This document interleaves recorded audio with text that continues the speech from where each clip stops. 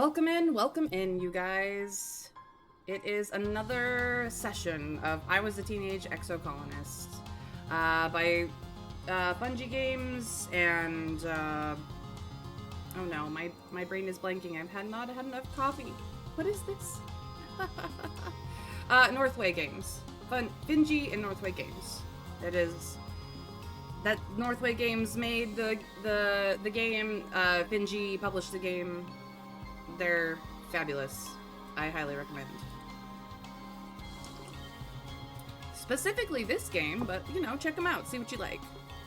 Please, pretty please. Support people who do awesome work like this. Pretty please. Any whoosie what's it. Last time we were here, we hate Vase more. We are starting to understand Mars better, and things are happening. Governor Lum is not a nice man. We want him gone. We have decided to be rebellious teenagers after all. I'm still very low in rebellion, but Administrator Seek and I are on the same page, let me tell you. It's us and them against Lum. And his incompetence. Let's get in here and get to it. Alright. We are still sweet 16. It is the beginning of pollen season. I don't know whose birthday it is this month. They're, Annie and Cal are dust. Tangent and Dis are wet. Mars is also wet. Tammy is dead. Rex is, who knows? Nami, who knows? Vase, do we even care? Do we even care? Other people are dead. Other people are alive. It is what it is. But we have no stress. We have 152 kudos. We even have a bit of cake to give to a birthday boy sometime. Yeah. And also congrats to Trav for winning against Winter Fairy, but I have thrown down the gauntlet with some shears, so feel free to, like, see if you win in Boulder Parchment Shears. We were supposed to be exploring the valley specifically. We were supposed to be doing it during pollen to find clean samples to help our dad. Yeah, I don't...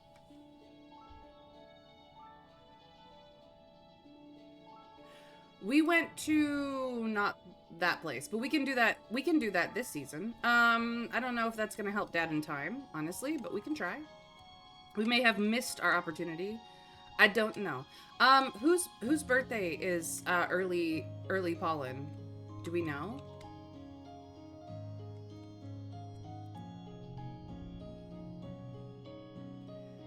Cal is definitely still muttering about murderers, because he's such a pacifist.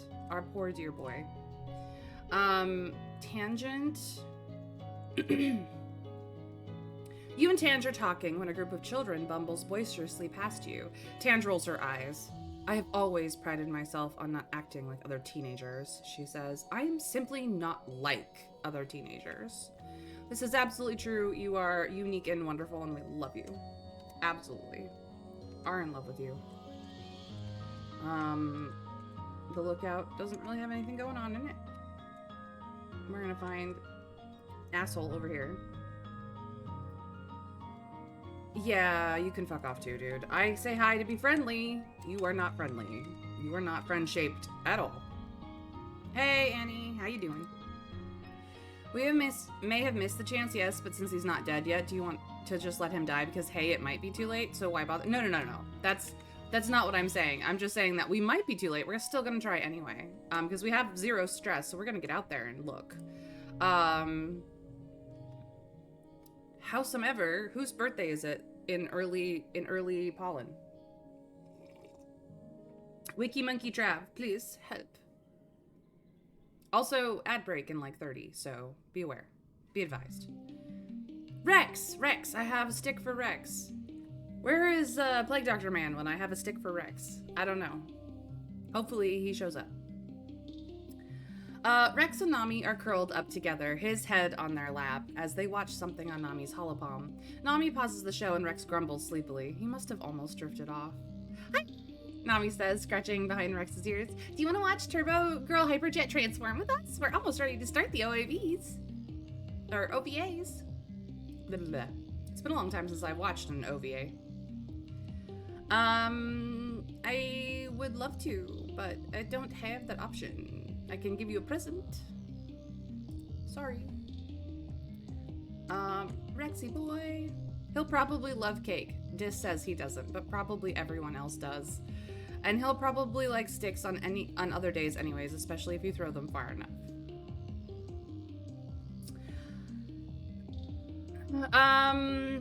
The soldiers and Rex are having a glare off again. But I'm gonna give him a stick.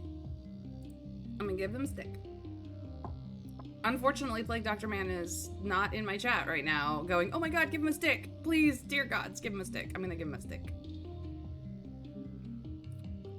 Woo! Rex howls his happiness as he takes the mushwood from you. You remember my birthday and brought me the perfect stick for my collection. He likes mushwood logs. There we go. Bestest boy got his stick. Now we know his birthday and his leg. There we go. But we still need our hug, dude. Hugs incoming. Rex throws his arms wide. Coach, I'm open! He laughs, catching you as you throw yourself into his arms. He spins you around and growls into your neck, squeezing you tightly. It's a good hug, the kind that makes you instantly just a little more relaxed. Yeah, no surprise there. I mean, he's also in construction. Oh, we've hit another threshold at 21, or probably 20, actually. Time for a Rex-specific event. Let's go. Rex's construction project. You find Rex in an empty space outside the lounge, setting up a construction holo projector and running through different projections of future buildings, taking notes on each. He looks up from his holopalm as you approach and bursts into a huge smile. Way, hey, Mayrin. Hey, what's going on? Rex jerks a thumb at his chest. You're looking at the newest member of the colony construction crew. I'm surveying the colony for places to build new private family quarters. People are gonna want to raise families here soon. Isn't that real? What do we ask about? Why the construction crew or families? Look, the girl that we have the biggest crush on wants to become an AI, so... Family may not be in our future. That's all I'm saying. Well, if he likes them because he's in construction, give him more. Exactly, Trav, exactly. Why the construction crew? What's not to like? Rex replies. I get to be outside almost all day. I get to make something great, and hey! He leans in conspiratorially. Have you seen the bods on the rest of the construction crew? Oh, woo! Oh my god. Besides, he continues, I think I kind of got an idea of what I want to contribute to the colony. I want to build a bar, a real one, not just a canteen. Nice decor, a space for live music, cushions everywhere, fun drinks. Mars has been helping me with the details. He sighs dreamily. Can you imagine? A place where the whole point is just to relax and be with your friends. Sounds like a great idea. I think so too, Rex says, spreading his hands wide. People need leisure time. We need time to connect with other humans. We're social creatures. We need our packs. Says the not quite man with the dog ears. Allison! You just missed us giving this goodest boy a stick for his birthday. But we are in his specific event. A him-specific event, so he's talking about his bar.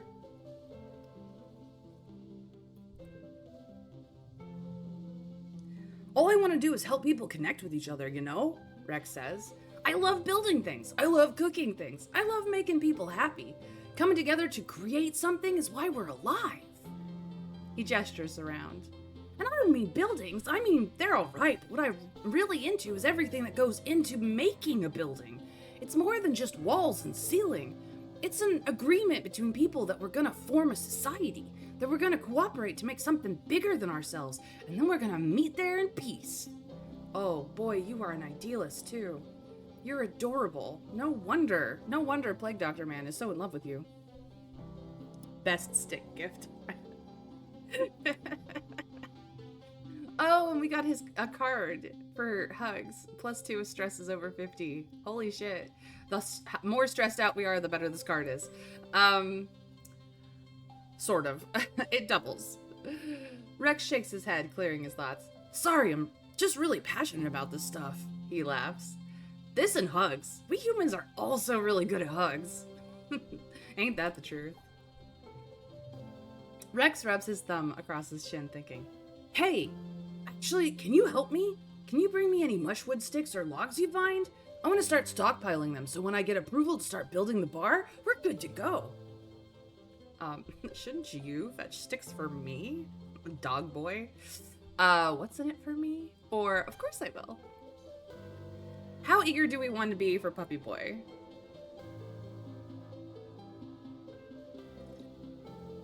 Do we want to be super eager? Do we want to tease him about having dog ears? Or do we want to be a little flirty? Not that this is an actual, like, legit flirt option, but, like, a little flirty, you know?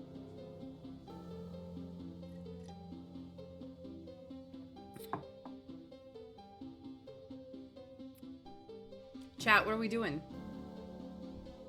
He's just a boy who wants some sticks, you know? And I have so many sticks to give, oh my god. Why not flirt? He is our first kiss after all. Not our first crush. What's in it for me? Rex smiles warmly. You angling for another kiss? He teases, stepping closer to you. Sounds like a fair trade to me. Bring me some wood, he says, pausing to wiggle his eyebrows evocatively, and we'll see what happens. Dang, boy, he's got game. He's got game right back. That wasn't even like an official flirt, game mechanics wise, but he was flirting. I mean, he flirts with everyone though, so. And then we had to take a step back, cause damn. He's got game. Hi. Oh no. Oh no. Rex is perched on a fence, his lunch forgotten in his lap as he hollers compliments at people passing by. That color looks great on you, he yells at someone. Have you been working out? He yells at another. He catches you watching and shoots you a goofy grin. Back on Earth, they used to call this catcalling, he says, shrugging. My way's better, I think. Oh my god. I'm coming in for another hug. Rex meets your hug with just as much enthusiasm as before, lifting you off your feet. Damn. Boy's got game. No wonder Mars is into him. She just needs the love, you know? He has a way of making you feel like the world revolves around you, even though he's doing that for everybody. I've been accused of that before. Mars surveys the colony like a queen regarding her subjects. Oh, we've read this one before. They think of me as a child, but they'll be all the more surprised when I'm running the place. I mean, she would be more competent than Governor Lum, but that's not saying much. The bar for that is very low. Like, core of the world low.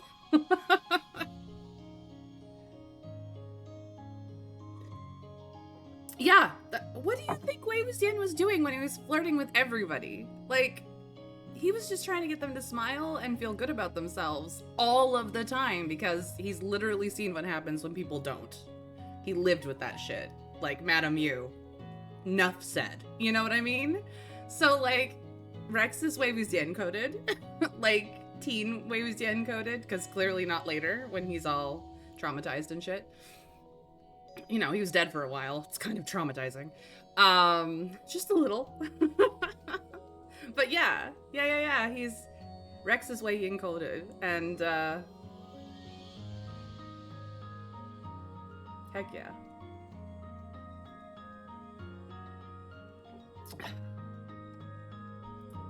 You know, he's only 3. Sorry. People who know my fandom know what I'm talking about. People who don't know my fandom, well, where have you been? The Untamed was on Netflix for a really long time, and the book is better. My roommate and I have been bouncing ideas back and forth on an AU, so there's so many options. There is. I mean, I have a soft spot for Trekverse AU, Wangxian. I have a deep, abiding soft spot for that, but like, I've seen them well written in science fiction, and it's so good. So good. They can do anything. I know, it's so good. I think we've probably read a lot of the same stories on AO3, Alison. Anyway. Your dad brightens as he sees you. Why, if it isn't my favorite gooseberry, he wheezes. I'm glad you're not as messed up as your old man. This pollen is no joke. Dad, it's not the pollen. It's literally you're being eaten alive by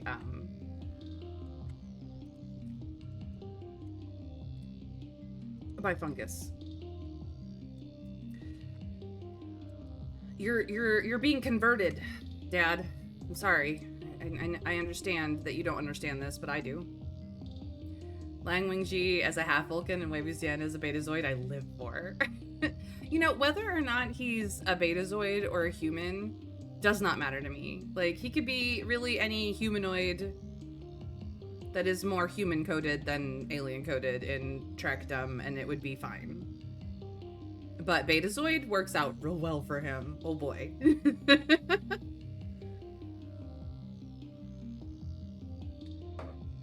He could be Vulcan, it would be fine.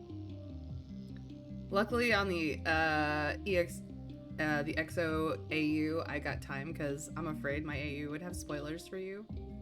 Look, I'm gonna be honest, Allison, I stopped reading works in progress a long time ago because I have been burned so hard by things that I wanted to be finished so bad, and they will never be finished, and I'm still waiting for their endings and dreaming about them.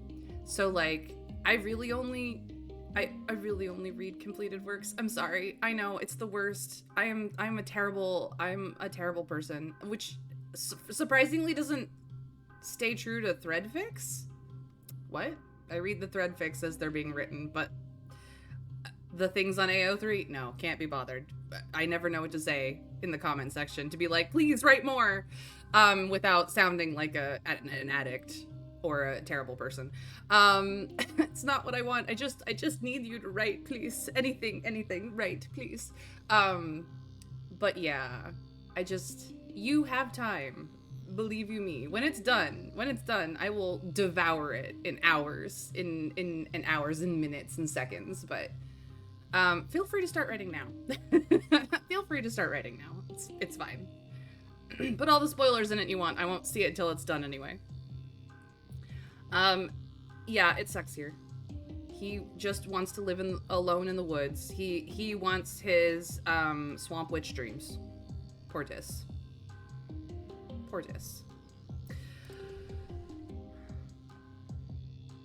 I feel you. Like, I'm very specific about making sure my AO3 gets finished. I don't know if this would be a thread fic or AO3 fic yet.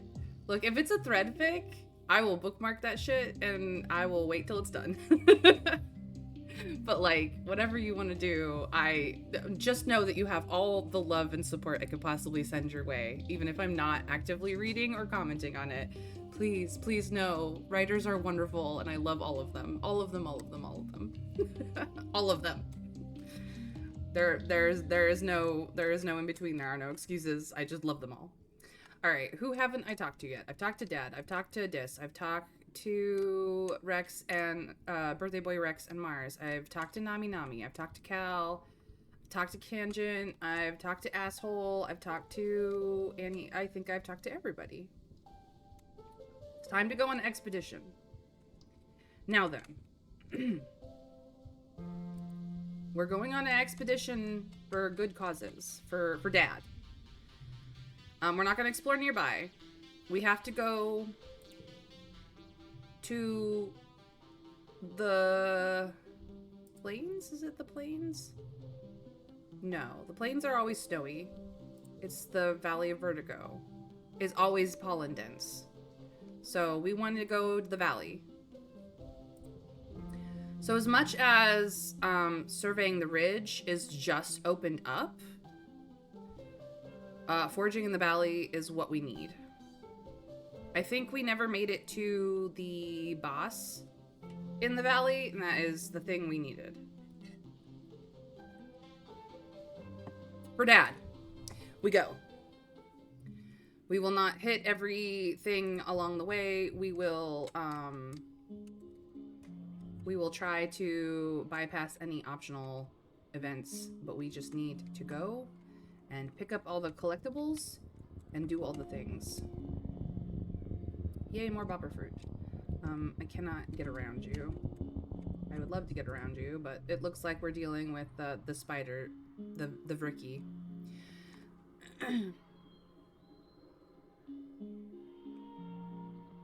Yeah, we weren't in the valley during pollen. But the thing is about the valley is that the pollen count in the valley is all year round. So I don't know if that particular season matters too much, Trav. But yes, we're here in pollen season this time, early enough that we could do it twice if necessary. Vricky are carnivores, you think, but the juvenilers are too small to take out anything larger than an insect. Not so much the case with this one. The Vricky blocking your path is pretty large, probably about as tall as your waist, and it's growling at you over the carcass of something even bigger, which seems to be missing its head. Ugh.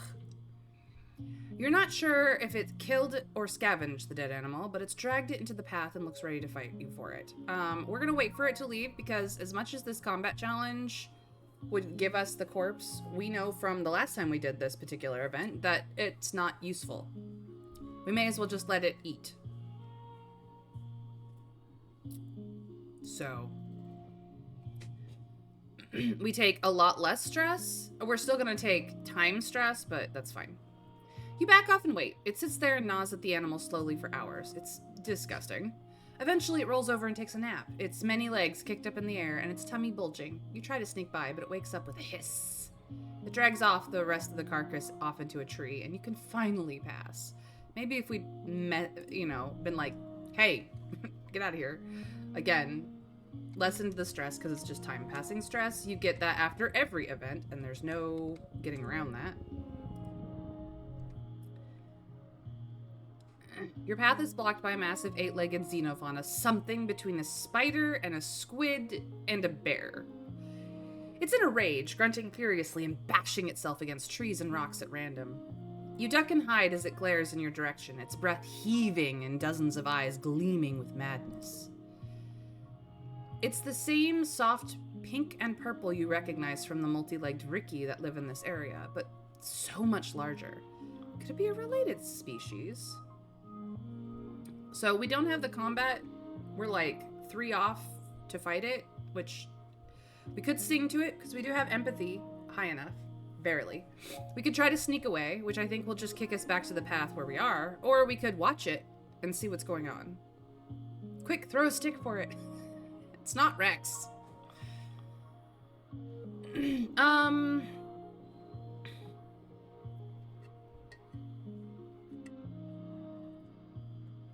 Nah, I can see you. Sing. Yeah. Music soothes the savage beast, so they say, so here we go. First collectible use is free. Nice. We can do that for free. -1 to the challenges.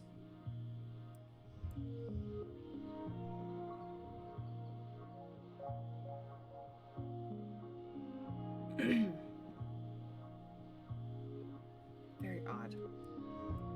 +2 to this card. There are no gems. No gems.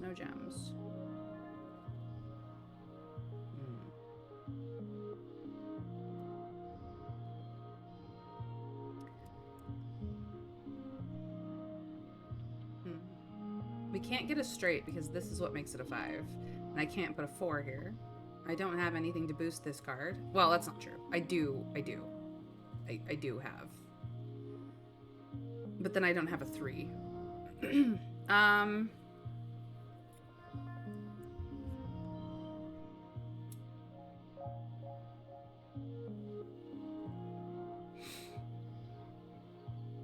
This is free, so I can at least get a pair in. 22 is an opener. Yeah, let's see if we can get some gem cards in. There we go. Mysterious Stranger. +2 with gems. This is also a 4. +2 to cards with gems. But maybe not that one. Maybe I do this instead and do just a run of 4s. I have one more round.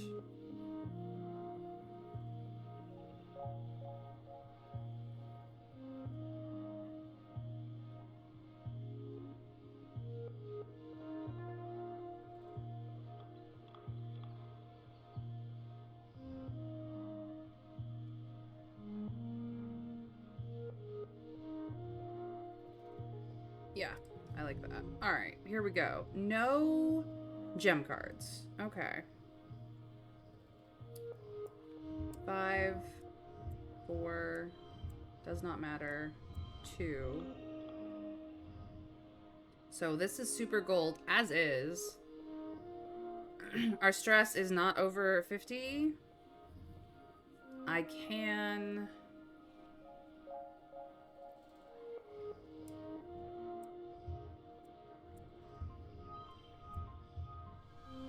There we go. That is... It wasn't rocking this pair was the problem properly. I could do another pair. Actually, it becomes a triple because the value of this wild card. And it still is a straight 4, which is nice.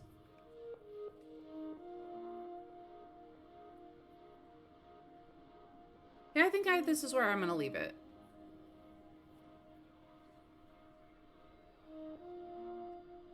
Gotta give it a good impression of humans perform for it. I'm not going to sing. One, because I'm not a singer.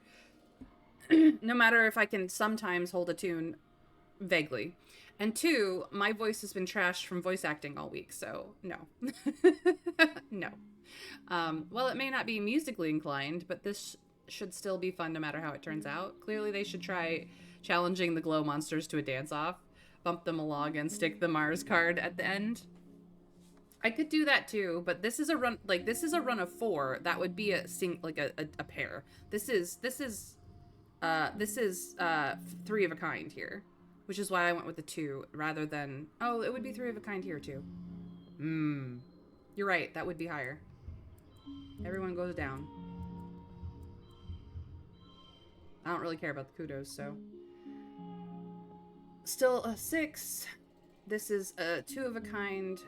This is a 4 of a kind.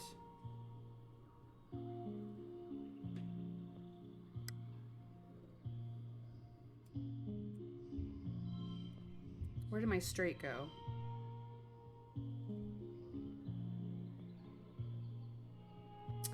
No, because the 4 of a kind is the higher, which is why it's not doing the straight anymore. How did this end up a 5? Oh. Because that one's a blue. Never mind. Still a higher score.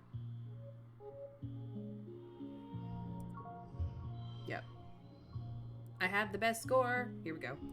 We win! Yeah, the wild card is wild. Could also blobberfruit marks to get a straight. Yeah, it's fine. It wouldn't have been a straight because of the double 5s, so. I still got +1 to animals, though, which is great. And creativity. Nice. Which is, I believe, my lowest. No, combat still is. Ha! This is a strange approach, but you've seen it work in vids. Sometimes music can soothe the savage beast. You sing a lullaby, and the great beast looks at you with curiosity. Eventually, its eyes drift closed and it settles down, tucking its many legs underneath it. It must have been very tired to begin with, like a toddler who skipped their nap. We're not going to kill it. We're just going to leave it there. We got it to sleep. It was just a grumpy baby.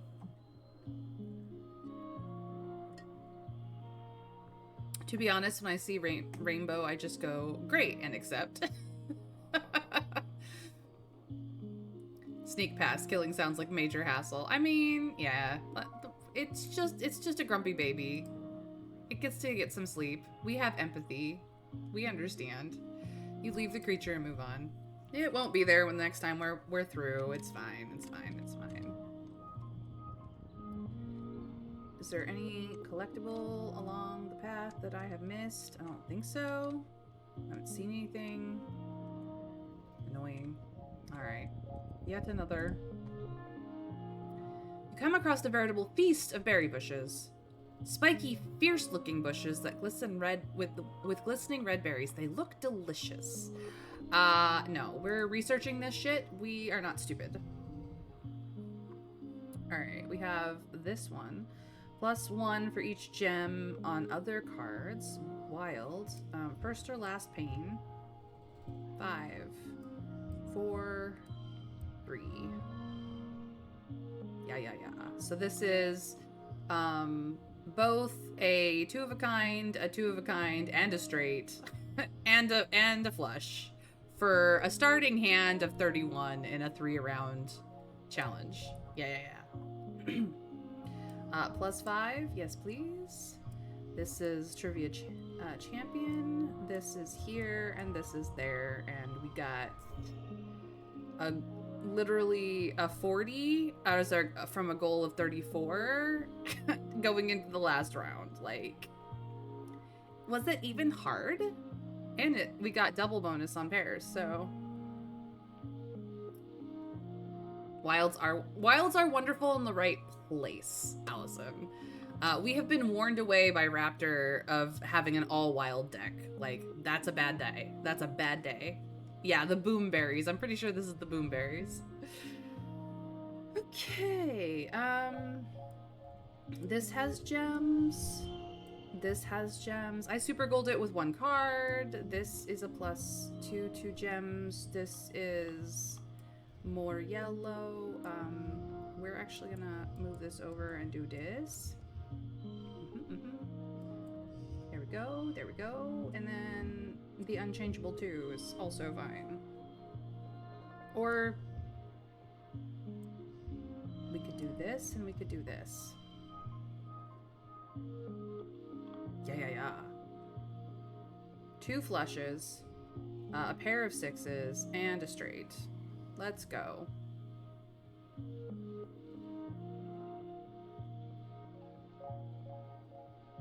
Yeah, well, there's a gear card for that. I know. It'll literally turn all of my blue cards into wilds, which if I had a social physical build and I had if I had more social and physical cards than mental cards, that would be fantastic, because then all the blue cards would just fit in where I need them to for awesome pointage. But because we went mental heavy, it's a problem. It's a problem. If you put all wild cards in, you score garbage, because it does not know how to score all wilds. They can be anything. It just does not do.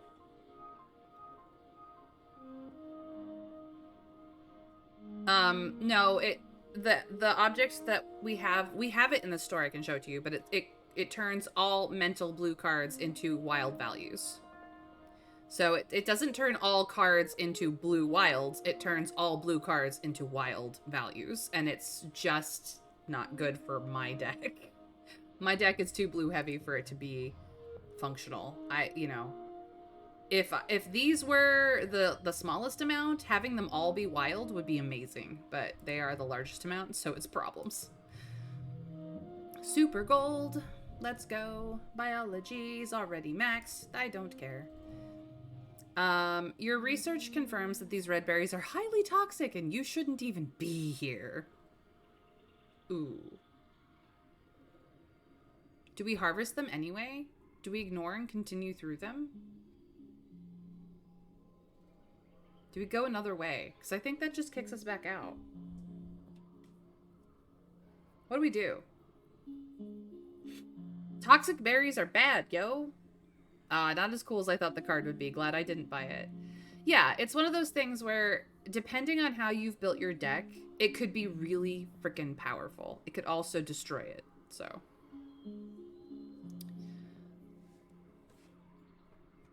The way I built my deck, I would be utterly destroyed.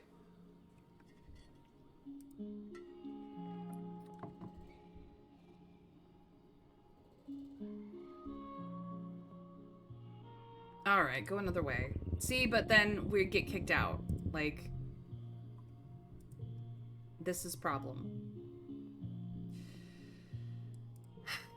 You cut through the berries, mouth-watering at what may well be deadly poison. Guess you'll never know. Time passes. Stress.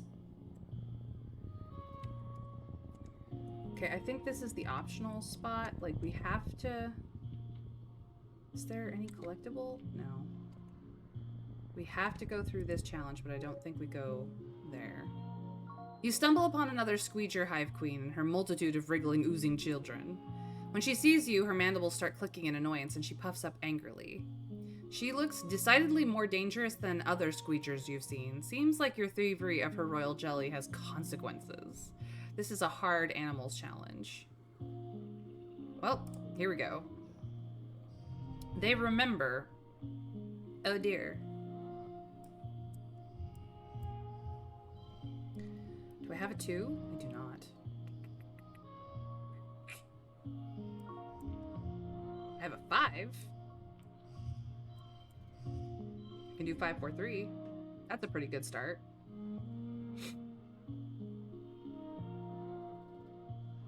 Only loses 1 gem card, but this one boosts it. Yeah, let's do that. And then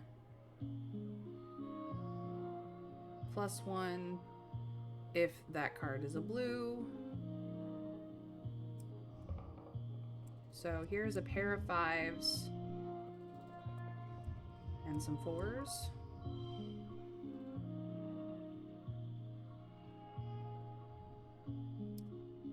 Pair of 5s, pair of 4s.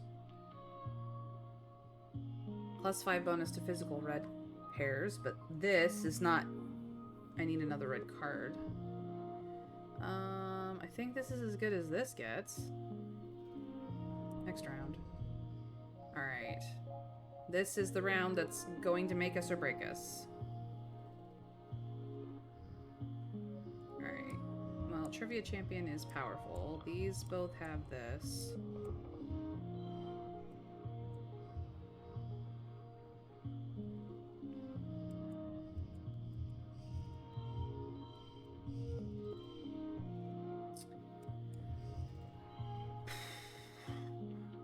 Not enough.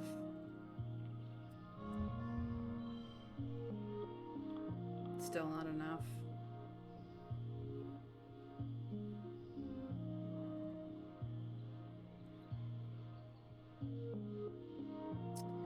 What I can do, however,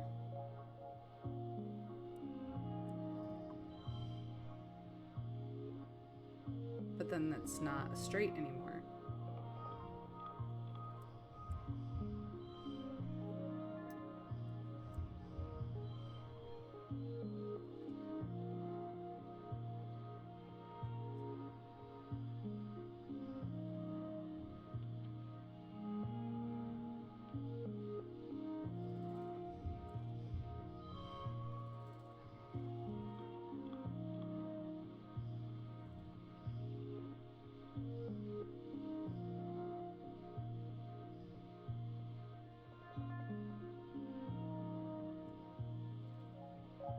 You have returned to harass Vase and Lum once more.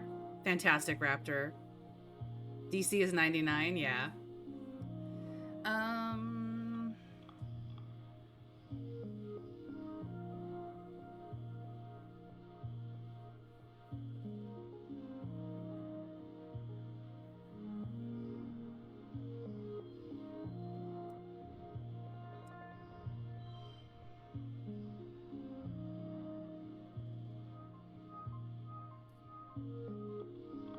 Seven, we don't have a 6. I can fix that.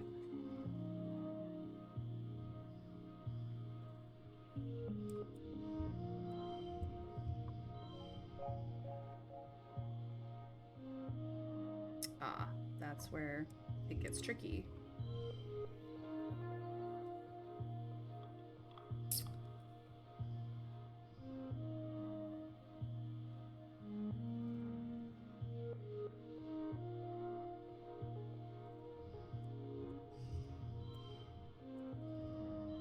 That gives me a straight, but that still doesn't give me enough points.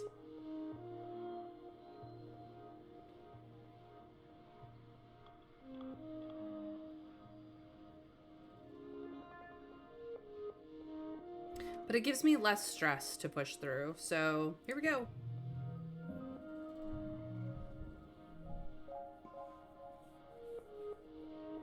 Yep, I logged, that's fine.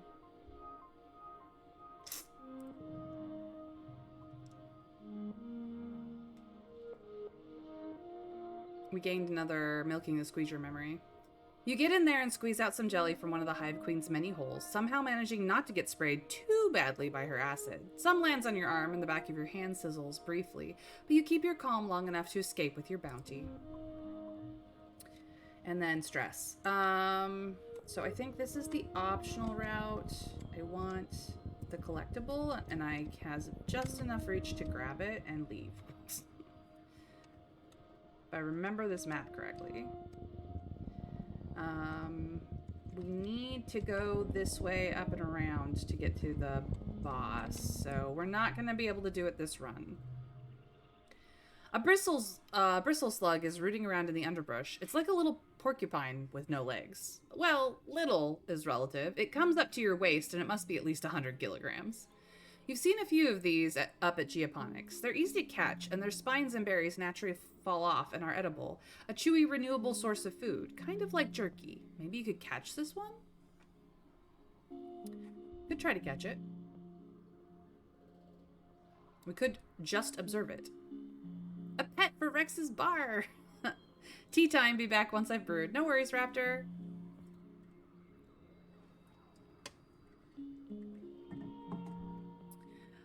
We'll try to catch it. It'll be fine. Right? It'll be fine.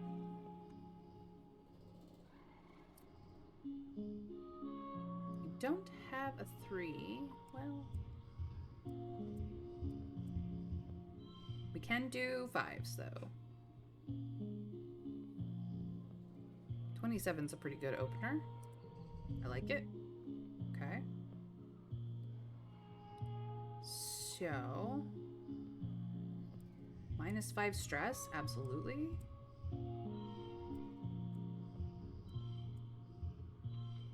Okay.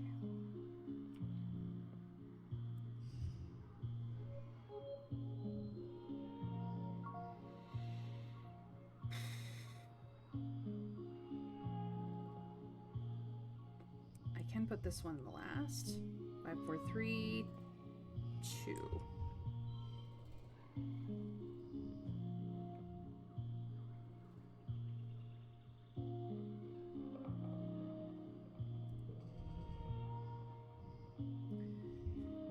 Eight, 7.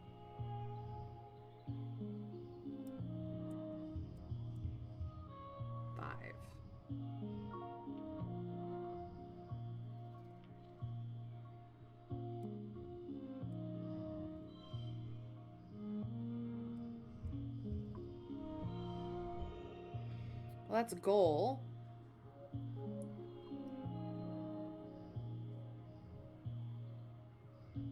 I'm using Calm Temperament for the stress relief, honestly.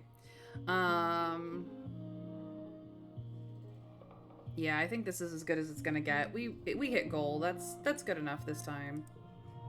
I love to super goal it, but you know, I needed the stress relief. You're pretty sure this one is a female because it has bristles on its butt as well as its head. Her eyes are a deep green. You think you'll call her Emerald. She seems calm in the net, like she isn't too worried about where she might be going. You crouch down with a clump of leaves and she sticks her muzzle through the net and eats them right out of your hand. Her whiskers tickle.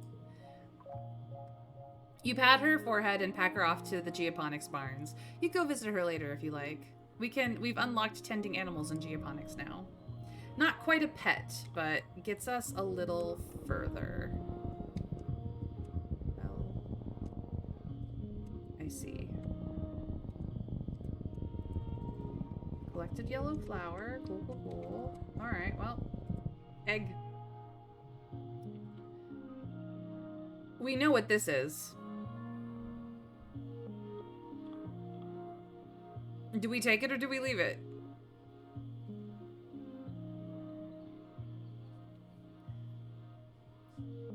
You come out of the trees into a large grassy clearing. In the middle is a, well, you can only describe it as a pedestal. In the middle of a cradle of flowers sits a massive egg, easily larger than any egg you've ever seen before. It's white with red flecks, and it's just sitting here in the middle of the empty clearing, totally unprotected. Totally unprotected.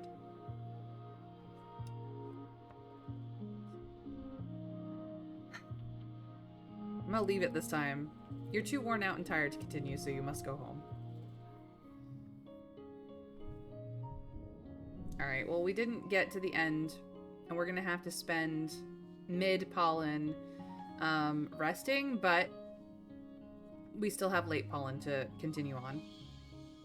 We got perception and biology. Our biology is already maxed, so we just really got the perception. You're woken by the buzzing of your holopalm. It's a colony-wide alert. You rub your eyes and ponder the thickness of the air seeping into your bedroom through the open veranda door. It's an ominous but beautiful sight. The seasonal pale pink haze has turned a deep fuchsia with scintillating silver sparkles floating through it. The shimmer! You check your holopalm message. There's a colony-wide notice telling you to stay put. Do we stay put, head to Geoponics, or head to Medbay?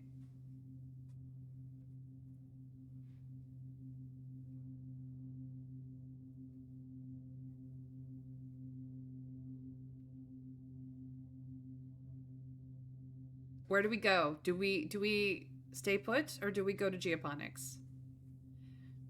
Okay. Head to Dad. You don your environmental mask and make your way out to Geoponics where your dad is working. The air is so thick it's hard to see anything at all, and your footsteps are strangely muffled. Other people moving through the fog appear like spirits, flickering shadows through the murky sunlight. No one speaks, expects to urge you back to your quarters. You make it into one of the greenhouses, but you can't find your dad anywhere. You keep checking your holopalm, but he won't respond to your messages. You start to panic. Then you get the message from Dr. Instance telling you to come to Medbay.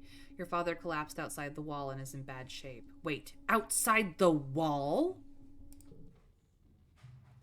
When they finally let you see him, your dad is lying in a Medbay bed asleep. He's almost unrecognizable. The shimmer is all over him and his skin is glittery and strangely lumpy, like something's growing out of it. Something is growing out of him, you realize as you see Instance carefully scrape what looks like fungus from his shoulder. She places it in a petri dish and hands it to Tangent. There are tiny fungal growths all over him, even one poking out from the corner of his mouth. You watch with disgust as a thin trickle of glittering pink dust leaks off the tip of it and disperses into the air. Tange places the sample from your dad under an analyzer and turns it on. She looks tired. I'm sorry, Mayrin, she mumbles. We were close.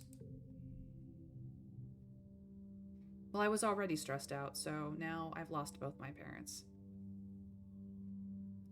Hey, BB, welcome in. Thank you for the lurk. You sit with him for a while until Dr. Instance sends you back to your quarters to rest. In the early hours of the morning, you hear that your dad has passed away. You spend most of the next month in your quarters.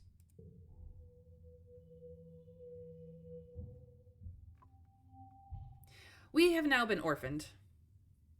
This game does not pull punches. Not at all. So if you need to step away, I understand. I'm not going to. But OMG. And I don't... I am between organized religions, but OMG.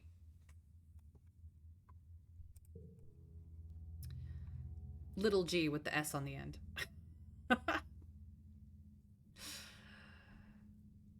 They hold a funeral for your father. You're becoming an old hand at these funerals. First Tammy, then her father, Uncle Tonin, and then your own mother, and Com, and everyone else who's died in an attack.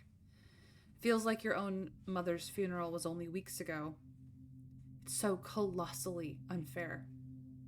No one quite knows what to say to you, though they grieve along with you. It doesn't make it any easier. Aunt Anne and all the other adults of the colony will always be here for you, but you guess you're an orphan now. You miss your dad. You miss your mum, too. Mostly, you just sleep.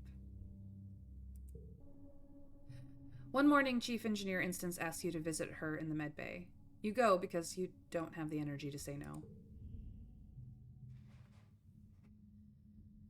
I have to tell you something delicate about your father's condition, Mayrin. She begins, folding her hands on her desk. I hope this information will give you some comfort. After your father's death, we continued to research the shimmer. She continues, her voice even more neutral. Being able to study the disease at its terminal phase, and beyond, was the missing piece. We now know how to prevent the shimmer from taking hold in human cells, she says, her faint smile not quite reaching her eyes. With cultures grown from your father's cell lineage, everyone in the colony can be inoculated against the shimmer. Thanks to your father, we have a cure. The only person we've managed to save is Uticott. Yes, that is true. We didn't know enough going in to know that how time sensitive these things were or what it is, but it was a steep price. But I return with honey and spiced chai latte in hand and a smile on my face. And then you come back to our dad being dead, Raptor. I'm so sorry. I have ruined your day, I know. I lost everyone on my first run. It's rough. Yeah. Like, now that we know that these things are problematic, and our next run we might be able to save people, but this time round, I went in blind. I bought the game, I turned it on, I streamed it for you guys. You've seen everything that I have reacted to and done in real time, and oh my gods.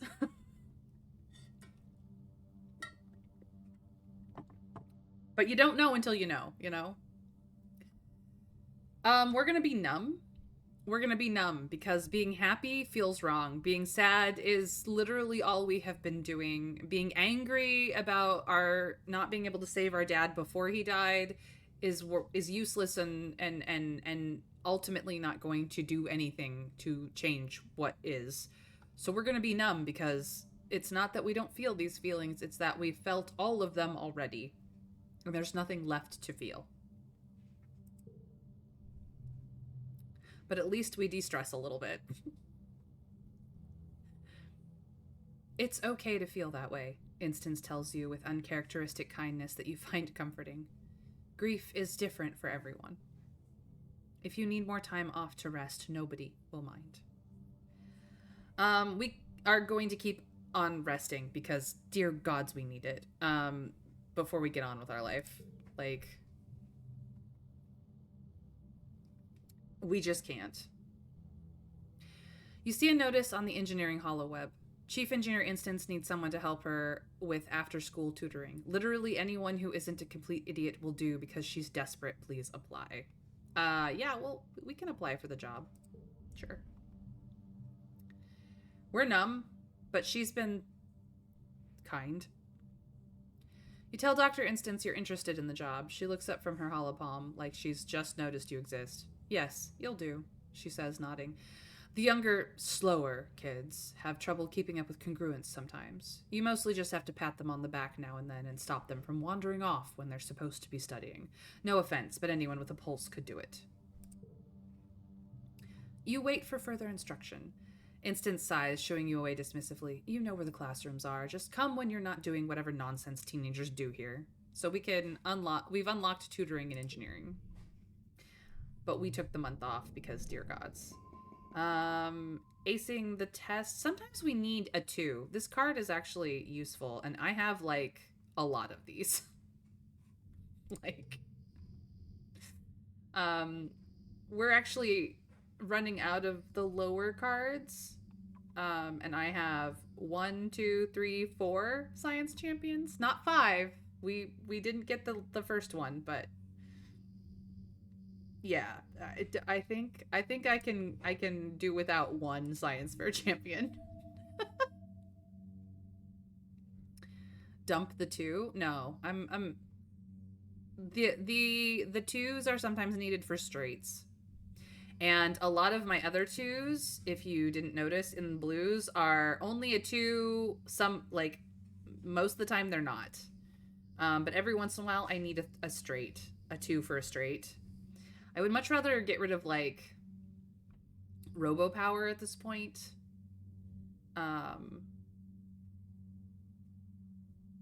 This one is a wild card, so I don't care. I have a lot of high numbered cards in here, but, like, the lower cards I'm starting to run out of, except for in other colors. So since we're such a blue heavy deck, I would like to keep my options open. And I have a lot of 5s. Stop being straight then and start flushing. Have your partner flirt with you. Instant flush. Raptor, having anyone in my Twitch chat flirt with me is instant flush. I don't know what you're talking about. The 2 is staying, though. That's final. I have so many science fairs. We were going to have to rest that particular part of the month anyway, so we're still in mourning.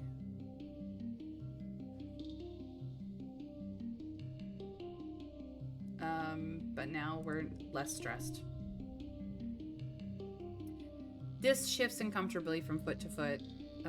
Sorry about your dad, he mutters. He looks out towards the wilderness. The pollen's really thick in the Valley of Vertigo, too, he adds. Sometimes people on expeditions get kinda weird about it. Guess that's not gonna happen anymore now that they figured out the shimmer. Yeah, thanks, Dis. Oh, okay. Everyone's gonna say the same thing this year. Mars breezes over and gives you a kiss on each cheek. I'm so sorry about your dad, she says, holding you at arm's length. If I can do anything, please don't hesitate to ask, she continues. I'll move heaven and earth for you, darling. Well, figuratively, you know. Thanks, Mars. She's friend enough that, like, we've got, like, we're not terrible friends with her anymore. She's friend enough that she, like, actually kind of gives a shit about you. Rex's ears droop in sadness. Listen, I'm sorry about your dad, he says. He seemed like a really great guy. He was. He was the absolute best. Nami fishes something out of their pocket and hands it to you. A rumpled white origami crane. So sorry about your dad, they stumble. He seemed like a pretty cool guy. Yeah, Trav. Rub it in, rub it in. You're the only person in my chat who's seen it in person.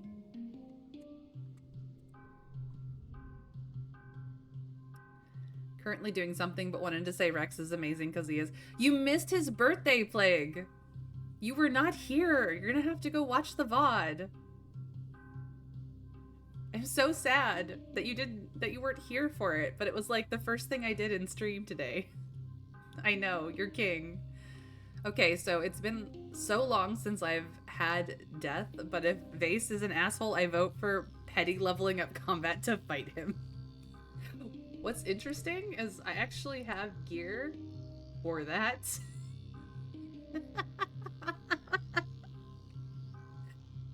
Yep, I gave him a stick and he loved it. He wants to build his bar now. God, that sounds exhilarating. Yeah, I actually do have a plas cutter.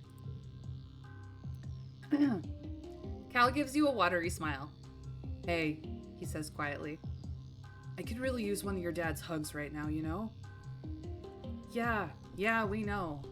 Dear gods, do we know. Tangent, my queen, please. Tangent looks about ready to collapse. I'm sorry about your dad, she mumbles. We tried so hard. So hard, she repeats to herself, as if you're not even there. Bestie, no. Now I'm even more sad. She's all broken up that she couldn't save my dad too, because I'm her best friend. You gonna be an asshole to me about my dad? Face nods at you in understanding. Sorry about your dad, he says. He seemed like a good guy. You really lucked out. The fuck, dude? That's the worst thing you could have said, and you were being nice about it. I really lucked out because my dad died? Dude. I know that he means that I lucked out about having a good dad. I know that's what he means, but like, dude. She's going to snap, I'm telling you. This won't have done much to help her mental well-being. I mean, that's fair, Trav. Lucked out that you got a good dad. His dad is an asshole. Yeah, but like, I know that he's just perpetuating his dad's assholery, but geez Louise. You have a plasma cutter, just saying. I don't actually have the choice to fight him, Allison. Like, it just says done. I can't fight him this month. You're gonna hate his parents to no end. I mean, I'm pretty sure his augment is some sort of no empathy or like heightened aggression or something crazy like that, because that's what it usually is when it's like soldiers. They tried to make him a super soldier, you know? Annie nods at you as you approach. Sorry about your dad, she says with a sympathetic but slightly distant smile. He was cool. Yeah, sorry about yours too, Annie. She knows. She understands. She lost her parents too. Well, she lost her dad. Do we have a collectible out here? No.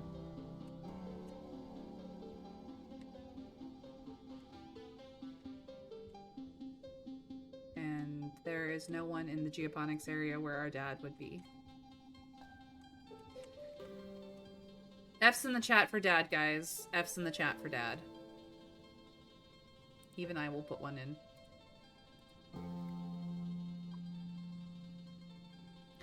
Here is our parents' garden, the garden that our mother started and our dad continued until he died. One of the few things that we have left of them in this run.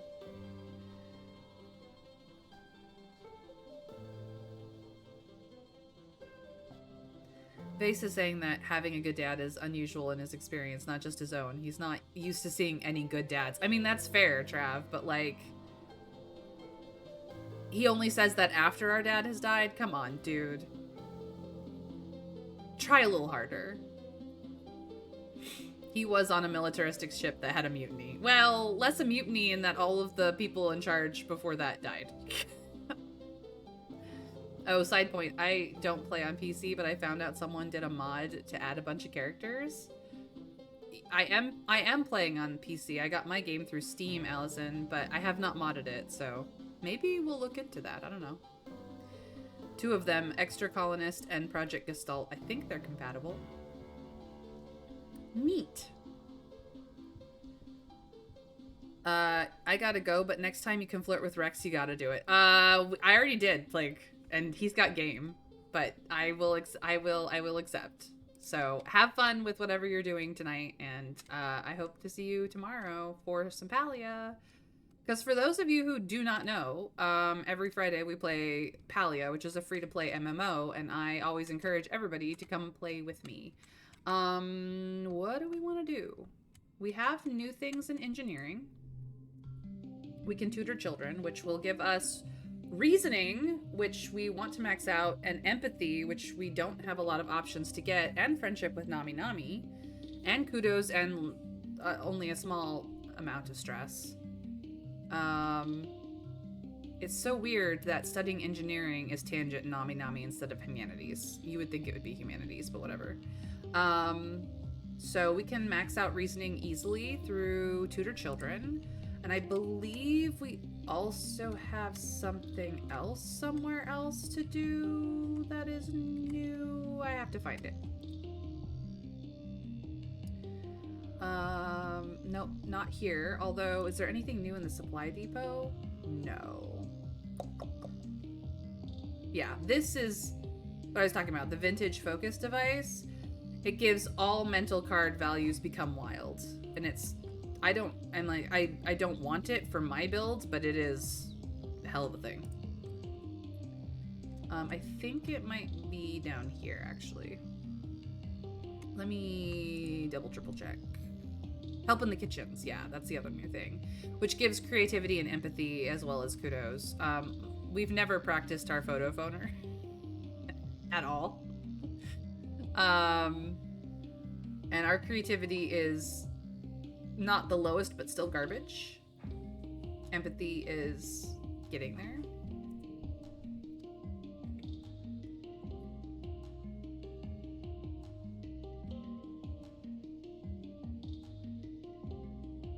How do you think the bureaucrats and leaders died? It was a mutiny.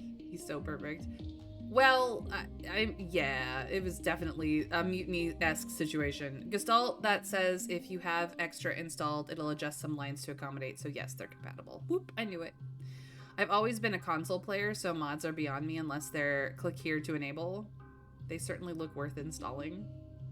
They had them on the official website. I went to go poke around to see if there was merch.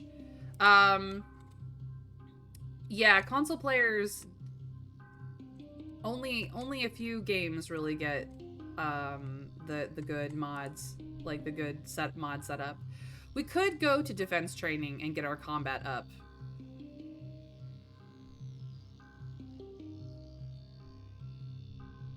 And finally just like kick Vase's butt. We could do it. Like I could just switch tracks right now. I'm gonna fight whoever made this Overwatch ad. I don't want to see this silliness. I'm so sorry, Raptor. I'm so sorry. I found them on Nexus. I think it was more of a shout out by the creators to go check out. Oh hey, there's more elsewhere.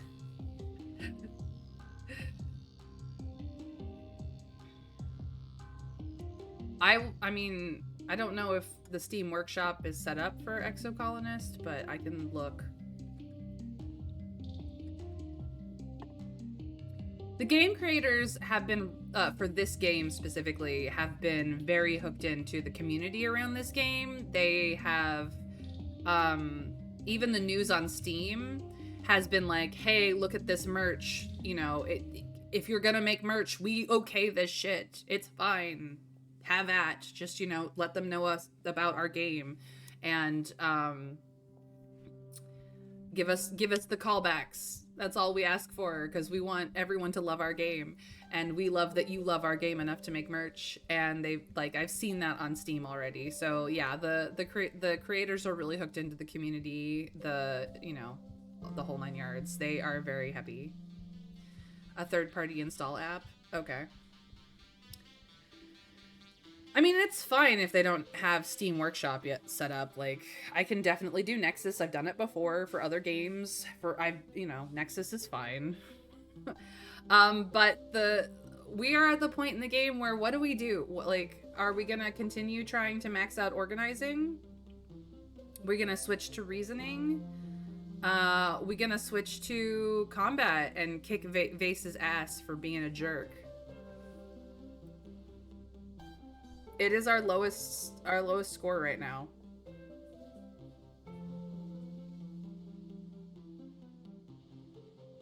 What do we want to do? Chat, tell me what we want to do, please.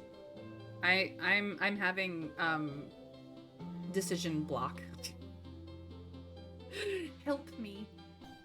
Okay, I will go hug Rex. That will make it all better. Except I don't think I can, because they're all giving me the morning messages, so I can't hug Rex. I would love to hug Rex, Plague. I can't. I wanna. I was looking forward to a Rex hug, and I can't, because he's like, I'm sorry, your dad was cool. I know. It's so sad. It's because my dad died. That's why. And I can't kick his ass until next month, even if I wanted to. I don't have the combat level high enough to even try. But you can buy a Rex body pillow to hug? Ooh. Run off into the woods and become a witch? I think that's... Dis would come join me at that point.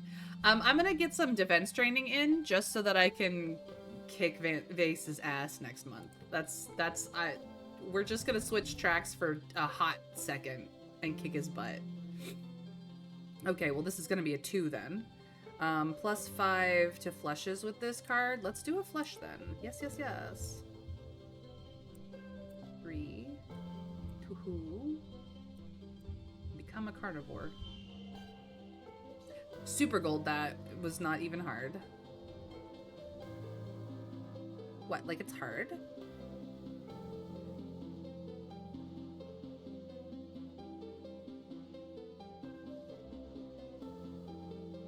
Win. I want to get a body pillow, Daikamura of a body pillow. It's so extra meta. So we got the 3 combat we need to at least kick his ass once. We also got stress. Friendship with Annie, and we now have a point of friendship with Vase because we came to combat. It is now late pollen into early dust. Early dust is Annie's birthday? Yes, Annie's birthday. She likes the eggs. I think I have one. You. Oh, dang it. I need combat 40. You're a jerk. When is your birthday? I don't think I even care anymore.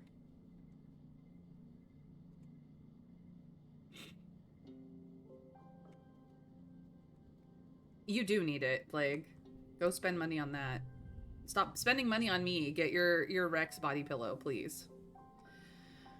Rex is playing a game where he throws a ball up in the air as high as he can and tries to catch it without using his hands. You narrowly miss him running right into you, and the ball bounces away. Shucks! Rex exclaims, twiddling his big furry ears. I was on a roll. Did you need something? Hugs incoming. Aw, yeah! Rex exclaims, wrapping you in a strong bear hug. He even lifts you off the ground a little. It's a good hug, the kind that makes you instantly just relax a little more. Then I'm gonna give him a stick. He asked for sticks. I have sticks. Have a stick. Get a stick. Helping with the construction project. Rex beams with happiness as you hand over the mushwood. What? Really, really? He exclaims. I need this for building the bar. Thank you so much. Rex shoots you a shy smile. Nothing like a dog, nothing a dog likes more than a stick, right? Does that count as flirting? I did give him the thing he asked for.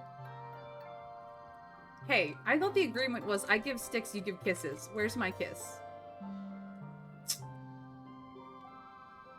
He's reneging on the deal. Just saying. I cannot wait till you reach next year or the year after when Rex grows up. Northway Games page has shoutouts. One has an Etsy shop that had that. No idea if they still do them, but they have been purchasable. Nami's is late dust. Or no, Cal's is late dust. When is Nami's birthday? Do we know? I don't think we know. I don't think we know. Nope, still don't know. I know nothing. I am an idiot.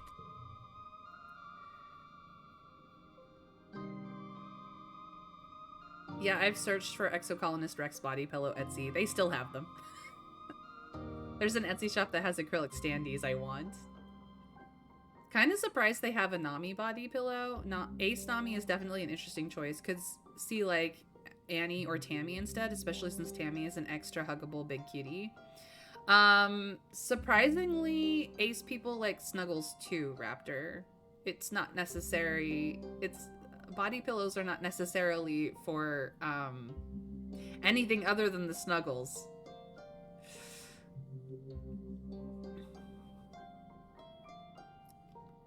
Plague's excitability aside. Nami pushes their sketchbook and things to the side and gestures for you to sit down. I'm so used to people not sitting with me because I talk so much, they say without a hint of shame. I get it. I'm a super high energy person. Always have been since I was a kid. If I bother you, just tell me to be quiet. I don't mind. It's not like it will actually make her quiet, but it's very cute.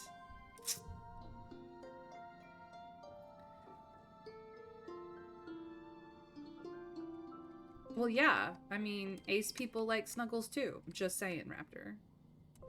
Just saying. Tanja's sitting outside the laboratory, her eyes closed and her head swaying to music only she can hear. You tap her on the shoulder and she jumps.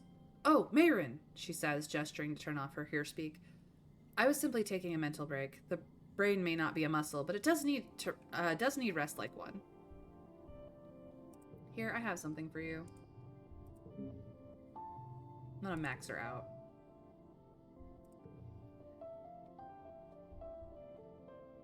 Yeah, you're still more beautiful than any flower. I can't not. I'm sorry, guys. She's my girl. Can confirm that ace people like cuddles 100%.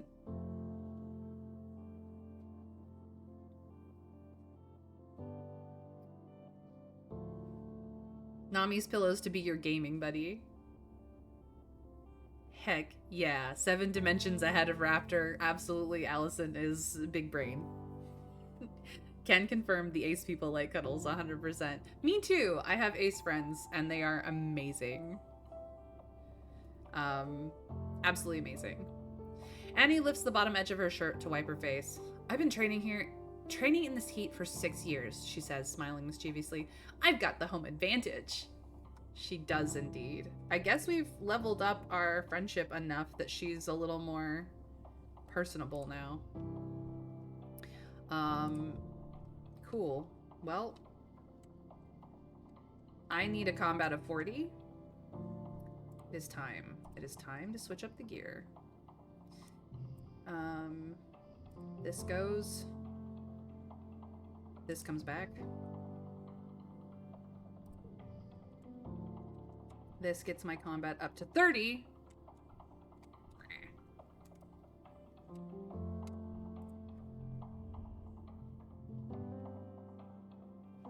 He's gonna be a jerk. We're not even gonna read it. We've read it before. He's a jerk. Mars, we have not talked to. Hey, Mars, how's it going? Mars is wearing Nami's VR headset and smiling. When you tap her on the shoulder, she jumps and rips it off, scowling. Oh, it's you, she says, ruffling her hair. I thought it was another adult coming to tell me to do something useful. She holds up the VR headset. Oh, this? Nami realized that you can load the old museum guided tours into this thing, so you can actually feel like you're walking around in the Louvre or the Guggenheim. Totes cool, right? Finally, some culture. Yep, nice to see you too, Mars.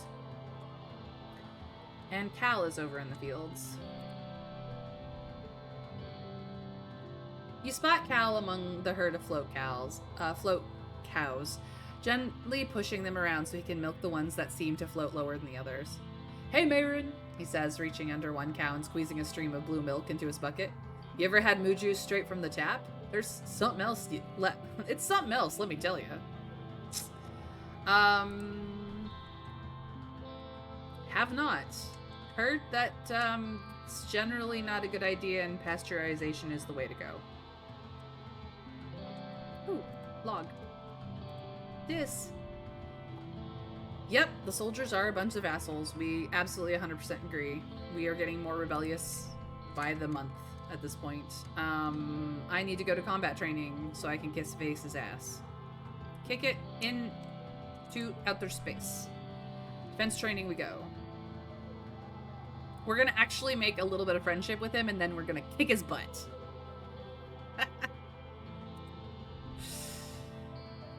Okay. Security Chief Rhett interrupts your afternoon training to address the group. Annie perks up. This seems important. Since the original colony was destroyed, Rhett begins, we have needed every skilled security officer we can find to defend our home. And now with Governor Lum's blessing, age is no longer a requirement. We are looking for young recruits to join the ranks of the defense squads.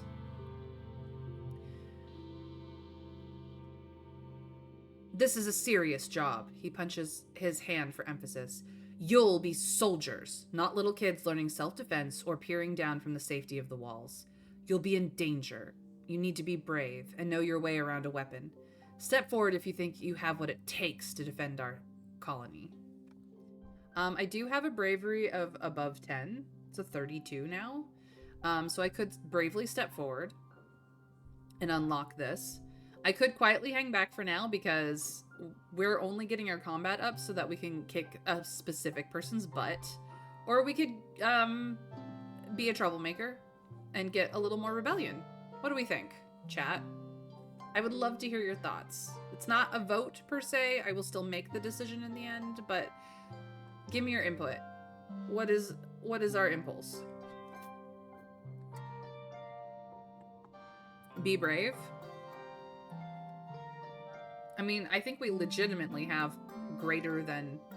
Yeah, because the equipment that we have that's boosting our skills gives us a plus 15, so we have at least a 15 bravery already, and this only required a 10, so...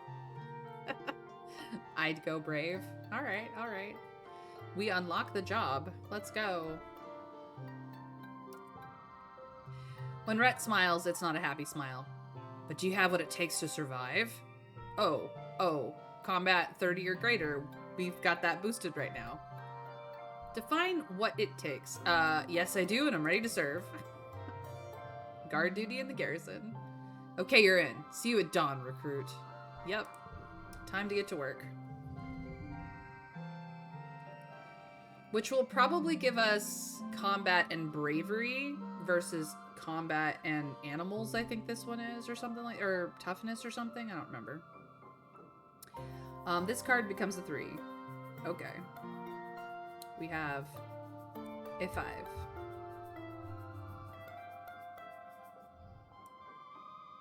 We have double 5s. We have a 4. We have...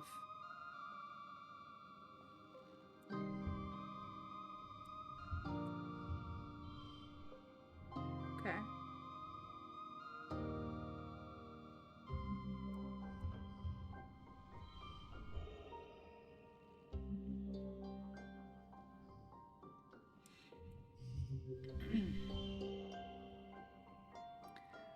That's a 4-3.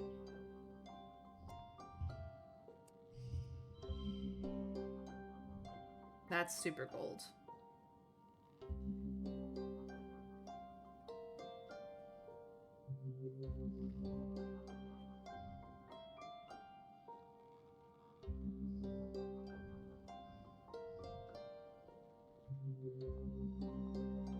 I didn't give Annie her birthday present. I am the worst person in the world. Pop the wild into first place?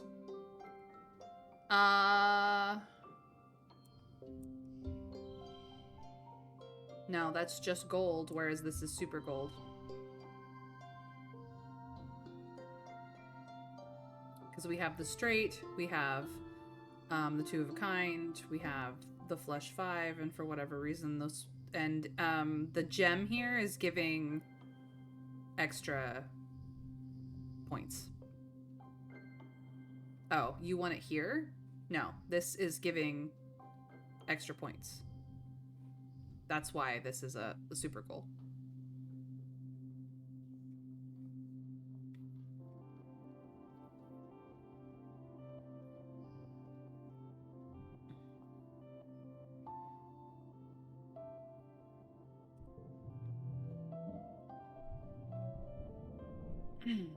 Combat.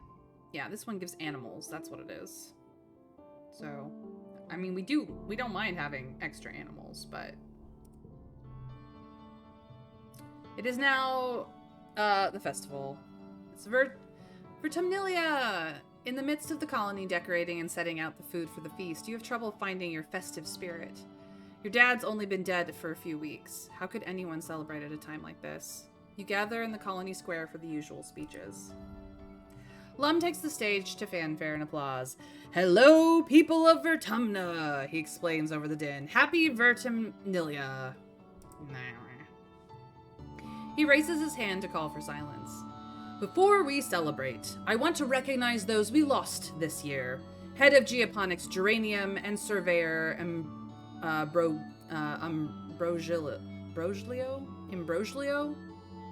Imbroglio? Something like that. Crowd goes silent for a minute. Your vision blurs with tears. How is this supposed to make you feel better that he's gone? This year has taught us that the aliens are more dangerous than we ever knew, Lum continues. It's not just the attacks during Glow. They're weaponizing the very air we breathe. But they won't win. Already we've discovered how to beat them at their own game. With everyone inoculated against the Shimmer, we're one step closer to total dominion over this planet.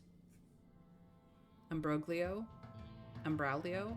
I don't know. I'm an American. We are uncultured idiot swine. I'm sorry. Our education system is garbage.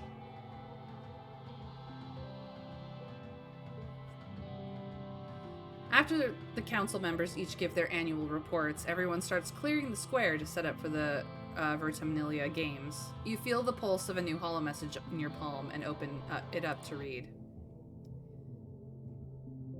Happy Vertumnilia. There's a present for you on the table. XOXO, your secret admirer.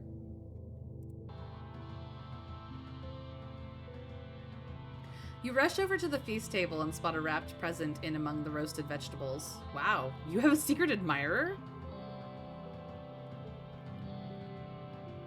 With your supposed Riz. Oh, Raptor. Ooh, +2 to last card. You unwrap your present. It's a data band. You snap it on your wrist and boot it up on your holopalm. It's full of all your favorite songs, videos, shows, and games. A collection curated by someone who must know you really well. Now you'll always have your media with you even if the net goes down, including all your favorite episodes of The Rise and Fall of Sanctuary Moon. Nice. Just saying the ships could use a splash of color. It's all he'd be useful for. He would be a special kind of paint, that's for sure. You search the holopalm for any hint as to who could have made it, but you can't find anything. You'll have to ask around, but later. The games are about to begin. Who do we think our secret admirer is, guys? You assemble with the other kids for the annual games. What do you want to choose this year? The talent show? The trivia? The bake-off? Or, no thanks, our dad died. It's the ship's AI! Sure, it's congruence. Absolutely. Or, you know.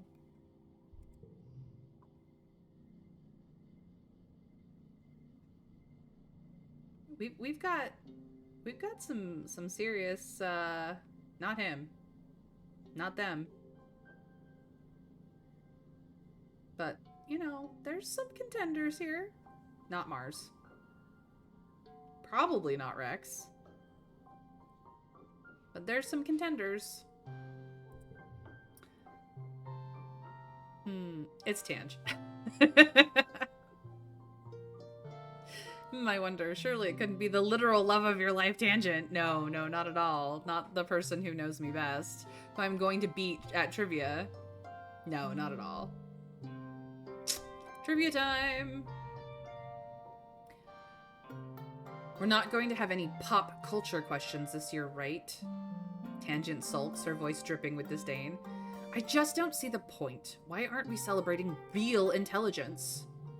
Luckily, Nami doesn't overhear this. Or if they do, they don't care. They're just happy to be here. Ooh, very hard. Yikes.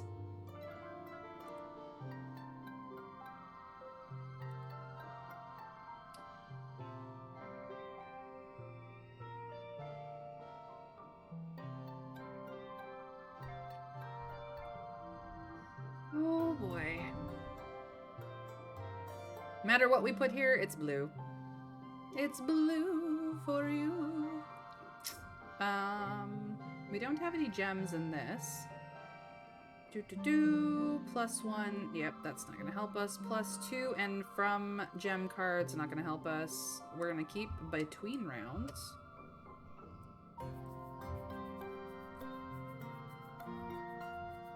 We need better than a 16, honestly.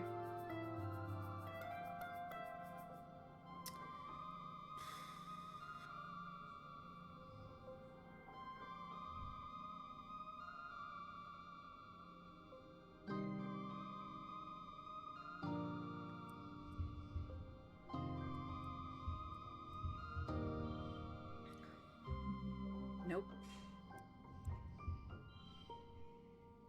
Still a 16. That's an 18. We only have one bobber fruit is the problem.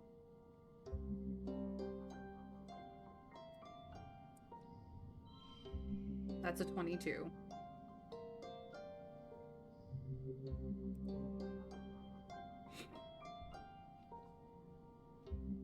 For a 90, we really should be like at 30. I'm not sure I can get to 30 without just using mushwood logs.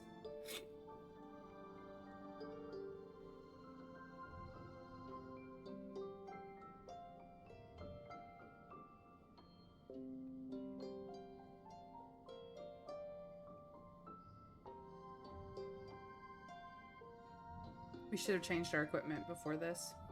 That's what the problem is. That was like, kick somebody's ass.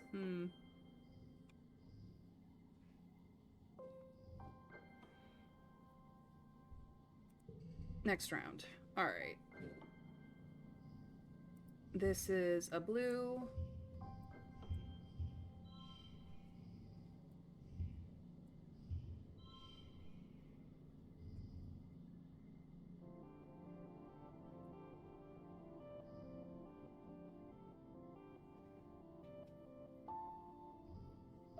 We're gonna get...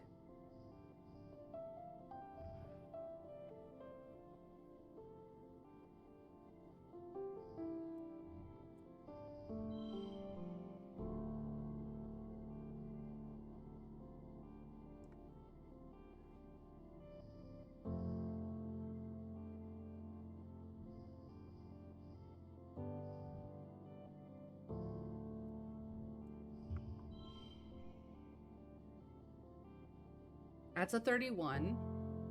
Not quite half.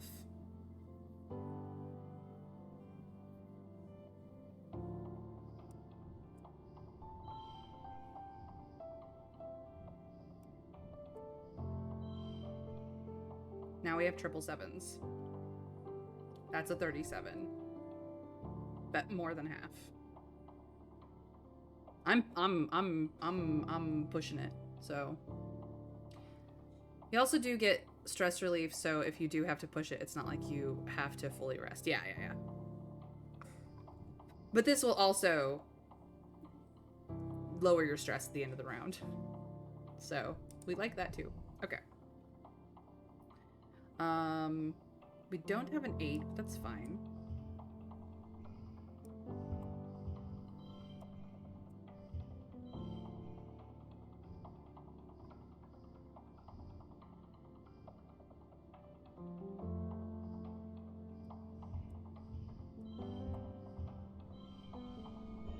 That's goal.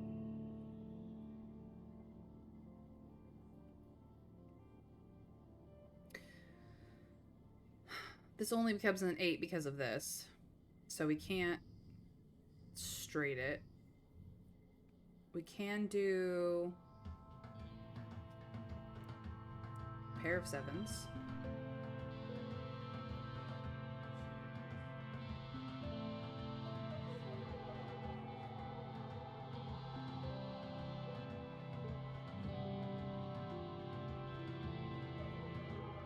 I'm not entirely worried about super goaling this, so like we're at goal. I just wanted a pair of 7s, so we win. And stress. Less stress. Yay, stress. So we get another trivia champion card, and friendship with Tangent and Nami Nami, and the popular status. All of those hours spent watching holovids really paid off. You nail the pop culture questions and about half of the science and humanities ones as well. Nami and Tangent are too specialized to beat you, Trivia Star. And then we de-stress all the way back down to 0.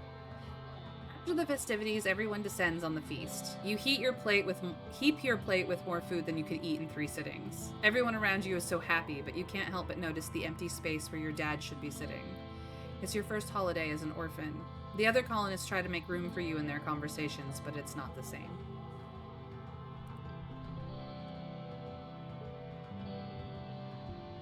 He has an event. So we missed Annie's birthday, which is really bad for bad of us. And everybody wants to talk to us with like an event. So is this like the Valentine's thing? It might be. Who do we start with? Who do we talk to? Oh wait, this is the "Hey, are you my secret admirer" thing. That's what that is. Okay. Sorry, I was slow on the uptake. I'm a dum-dum, it's fine. I'm gonna go straight to Tangent. She's my bestie and I love her.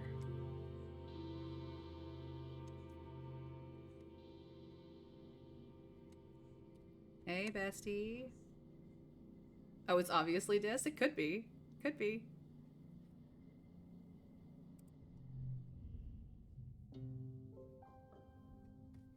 Tangent is hard at work in the lab, entering calculations into her holopalm and frowning over a set of samples. She barely notices you enter. Hello, Mayron, she says distractedly before going to her work. Someone gave you a data band. It might have been Tangent. I'd say it's Vase. He saw you combat training and got a crush.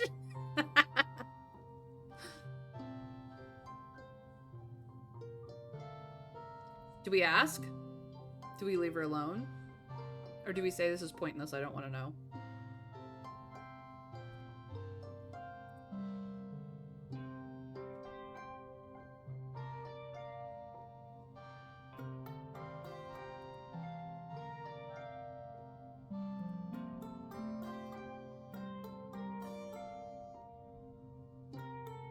Hey, are you my secret admirer?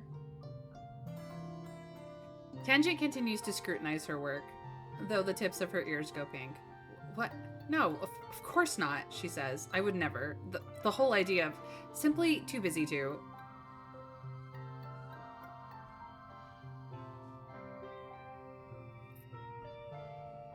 It's okay. I won't tell.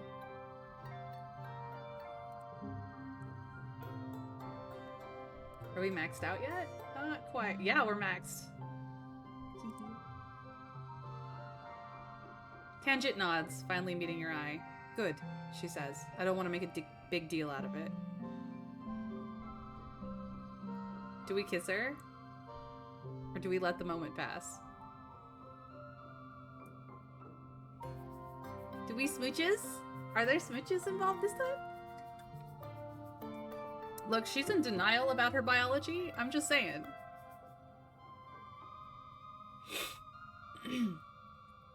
Let the moment pass. She's blatantly arrow. I don't see her smooching in a hurry. That's a good point. That's a good point. Although we could just smooch her cheek, smooch her cheek. Like, we don't have to, like, you know, kissy kiss. We could just be like, mwah, I love you too. Bye. And just go. But smooches. I know. I know. What would make her happy? What would make me happy? What would make her happy? What would make me happy? Gonna be selfish. Smooch. Oh, she mad.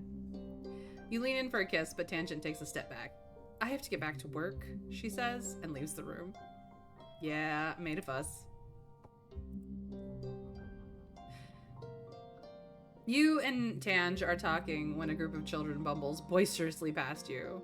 Yeah, we're not like other teenagers. Absolutely not. No. Hey, Anne. Annie.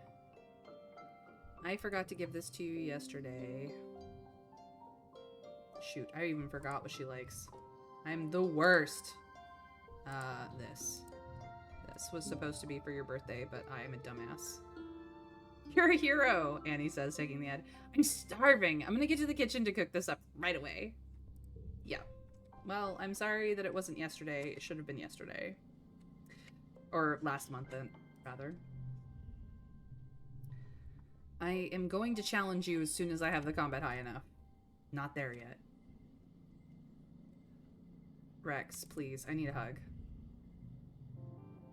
Yeah. Hug time. Absolutely again. What did you think? Silly boy.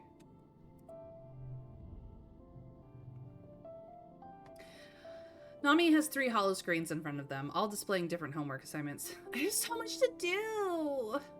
They whine, squishing their cheeks in despair. This would go so much faster if I was smart like Tangent. Maybe it's okay to take a break. Just a little one. Oh, sweetheart. I understand.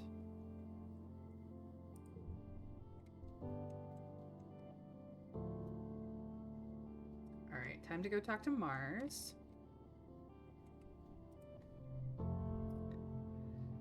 Yep. She's gonna be surprising when she's in charge. Yep. Mm-hmm. I will be very surprised. Hey, Dis. Dis is kneeling at the edge of the expedition staging area, checking through his backpack. I can't wait to get out there again, he says. I hate being cooped up in the colony with everyone's drama, and everything's always smells like shit. Takes a deep breath for effect. Yeah, I'm not gonna miss that when I'm gone.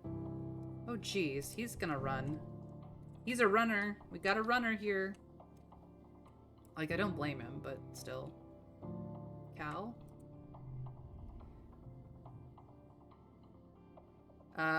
Watering the kids. Yep. Your birthday is next month. Late dust. Don't let me forget this time, chat. Please.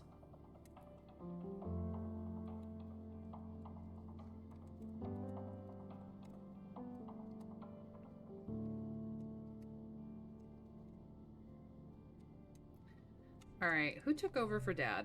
Let's find out. Colony food supplies are excellent. Security rating is yellow. Chief cultivator, Cal took over geoponics.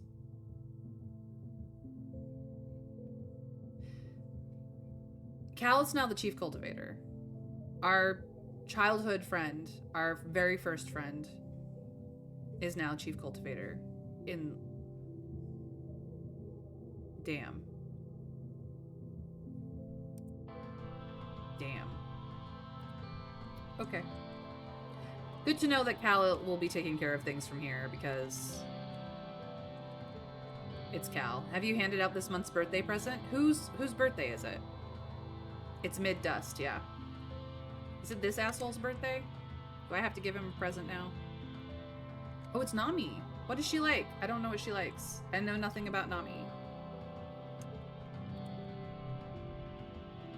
Do I even have it? They grow up so fast. I know. I could just give her cake. Like, crystals if you got them. I usually save my crystals for Mars, but it makes sense that Nami would also like crystals. Cake and crystals. I'm saving the cake for the asshole. It's stale now. I've had it for a while. He gets one present a year. That's it. That's all I'm doing. I'm gonna kick his ass, but yeah. Yay, friendship! Now we know. Ooh! Nami exclaims, making grabby hands at the pretty crystal. Happy birthday to me! I can't believe you remembered. Thank you. I really wish that they would like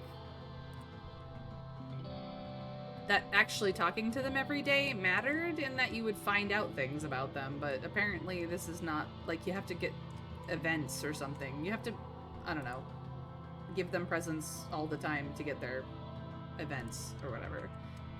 I don't remember when this asshole's birthday is, and I probably already missed it, but I'm gonna kick his ass, so let's...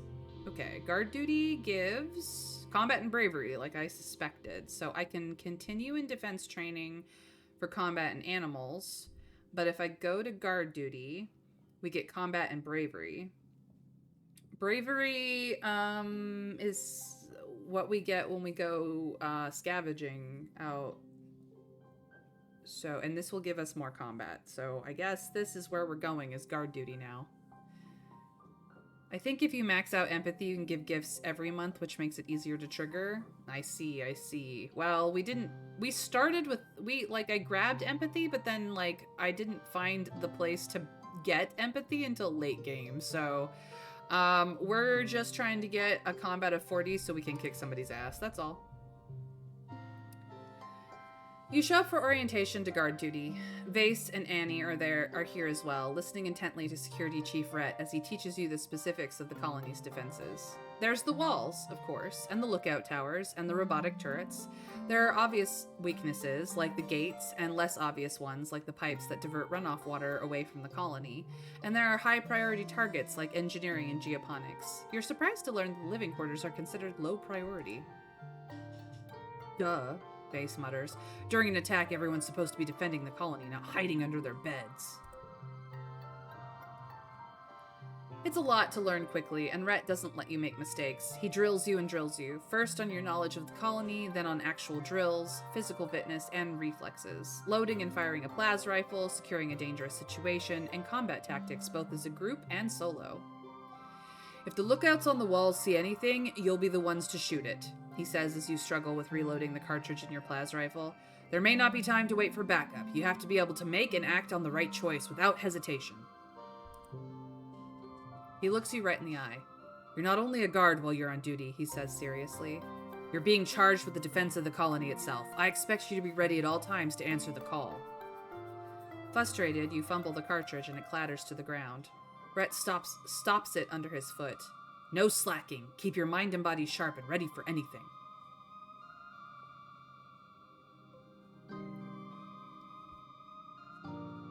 Yep. It just does mean more playthroughs to get to know everyone.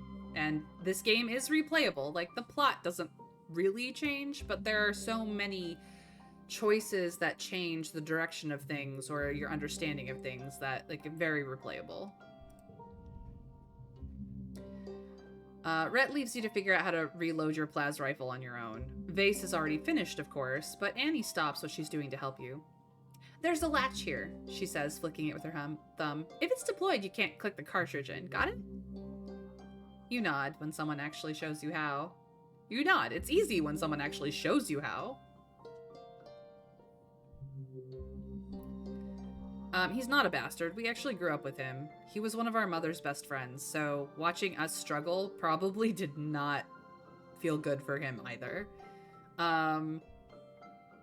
So I'm kind of between these two choices. The chief's kind of intense, or I'll make him proud someday. What do we think?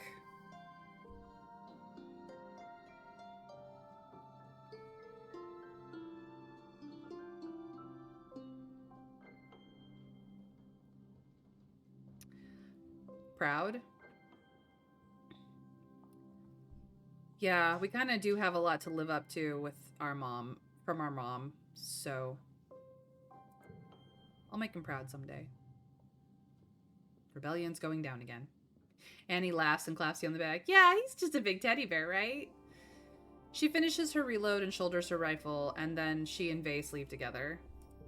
Let's get to work. Okay, this becomes a red card no matter what we do. So, +2 to cards with gems. +1 for each gem on other cards. +5 to flushes.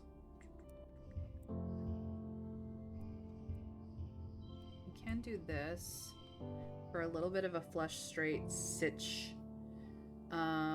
We can do this to make it a higher straight and a pair. And then if we do this, that changes the straight, but not by much. Or I can do this instead. This is better. This is better. Alright, win. +5 combat. 1 away from being able to kick your ass, dude. 1 away.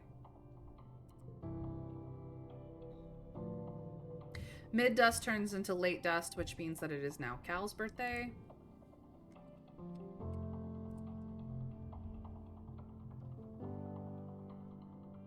Oh look, it's Rex's little friend. Vase says, crossing his arms. Go on.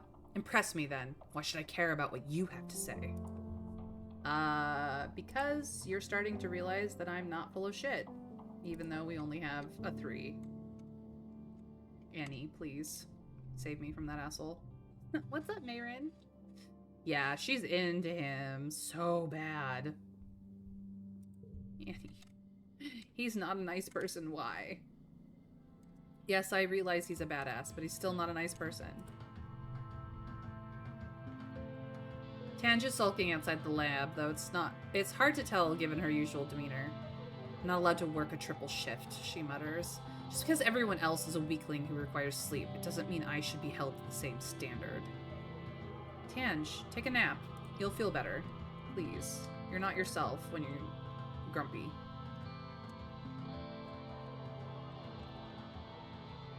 Nami! You find Nami Nami in the lounge, flanked by 2 holoscreens and doodling in a sketchbook with real paper.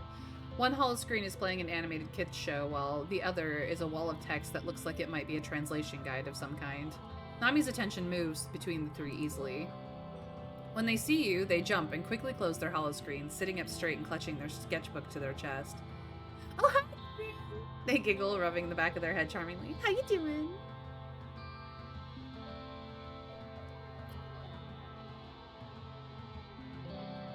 Mr. Scrake, welcome in. Thank you for the lurk. You have indeed come, and I appreciate you being here. I hope that you are doing well. I leave. Have fun, May. Gamering. Enjoy your time, Raptor. Thank you for being here for all the time that you were. Oh god, Knives thought. What if Annie likes Vase because there is that element of if he was here / someone like him, maybe Calm would have survived? I imagine there's a little bit of that, Allison. Like, in the back of her mind, she's sitting there going, yes, if everyone had been as competent as Vase is, my brother would have survived. Sure, there's a bit of that.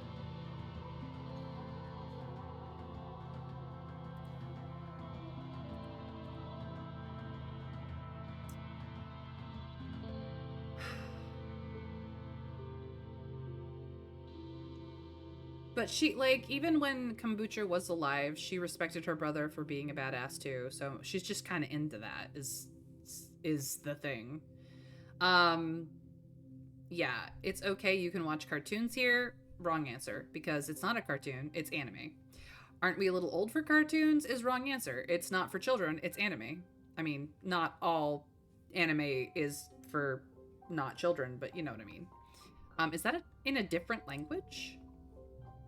Well, yeah, Nami says, wrinkling their nose. it's better than the original language, but the subtitles don't tell the whole story either. Nami sets their sketchbook aside and looks around conspiratorially. I thought you were gonna bust me for jailbreaking my holopad, they say. All the Helio kids have restrictions on what we can watch and for how long, but you guys have so many more cartoons than we had. Nami throws their arms up in the air. Like the first season of Turbo Girl Hyperjet Transform, what? I love Turbo Girl Hyperjet Transform. What? Nami cries, slapping their hands to their cheeks. Really? It's the best cartoon ever made. What else has schoolgirls who look like aircraft from the waist down battling evil aliens while dealing with the stresses of high school life? You have to agree. You were pretty fond of the arc in the 3rd season where Kamiya and Otaku disagreed about whether Hakura could truly be considered a hyperjet if she was part helicopter. The Helio Media Archive only has season 2 through 9 and only 3 of the OVAs. Nami says, puffing her cheeks out. I can't believe! In the 4th OVA, Flight Captain Yumiko gets captured by the aliens and brainwashed into thinking she's been an alien sleeper agent this whole time! You hadn't seen the 1st season? Nami shrugs and pokes one finger into her cheek. Spaceship kids make do. You don't have to know everything about something you like in order to call yourself a fan, Nami continues. Just liking it with all your heart is good enough. I 100% agree with this. Like, for example, for those of you who don't know, I am a big Stray Kids fan. I love the Stray Kids. They're my favorite K-pop band. They are fantastic and amazing and magical. I don't stalk their Instagrams. I don't look for every post they've ever made. I've never watched the show that was the competition that made them into being a band outside of a few clips. I have not seen everything that they've ever done. I don't go track down all of their modeling careers, etc. and so on. But I am still absolutely 100% a Stray Kids fan. Like, you cannot tell me I'm not a fan just because I don't know everything. I love them. They're the boys, you know? They're Stray Kids. Stray Kids everywhere, all around the world. I'm a stay. I can't help myself. You know, but like, even with my favorite Wangxian ship, even with the, like, I found them through The Untamed, not the original book. It took me a while to read a translated version of the Grandmaster of Demonic Cultivation. I've not read every single Danmei or every single comic that has ever been done about them. I've not read every single fan fiction yet. We're still working on that. Not all of them are to my taste, to be quite frank. But like, I am still very much a fan. So I agree that you don't have to know everything about something to know that you are a fan and that you love it. Like, some people will never accept me as like a full fan because I don't just do all the things. Like, my obsession has space for other things. I'm sorry. Well, duh, because jet helicopters totally are a thing. How's that even a question? I know, right, Trav? Just because she's part helicopter does not mean she's not part jet, too. Jeez. Ooh, it's a wild card. Everything becomes wild.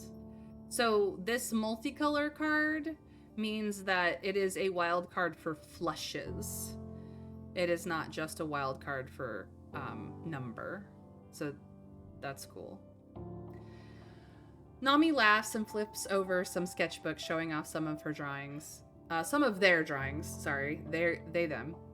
I was drawing some fan art for the show, they say. Well, it's kind of fan art, okay? It's really more like if I was a character in Hypergirl Turbojet Transform. Ooh, what kind of aircraft would you be? Absolutely. What kind of aircraft would you be? I have to ask. Like, she's drawing a self-insert character. Let's go. Nami blinks at you, clearly stunned by your interest. Well, okay. Kind of, you see, all the cool aircraft have already been taken, and it's rude to be a double. They press the tips of their index fingers together and look thoughtful. Sometimes I draw myself, my character as something weird, like a hot air balloon. But then I think, it would be kind of cool if they were the only regular human in the Turbo Girl Hyperjets. Heck yeah. And then we have a very long discussion about what we would be and what we would do if we were in that universe. And then we start shipping characters and we start writing AU together, and that is how we become besties. At least from my experience with other people who write. This is what happens. And other artists, for that matter. Hug time, because hugs. There was nothing new to read. There was just hugs. I'm gonna go see Dis first. Hello, Dis. Yep, still assholes. Still assholes. Mars. How's it going? Nope, not gonna tell you to do something useful, Mars. I know for a fact that it will do absolutely fuck all. Enjoy your museums. I love a bit of culture myself. I am such a whore for museums.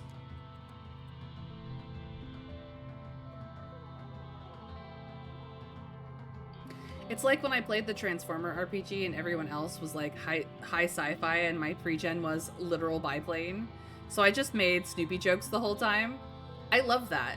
I love that you went total like Peanuts gang, Snoopy on a biplane. Let's go. I love that. That's the best. You play RPGs too? TT RPGs? Yay. Many things in common. I love it.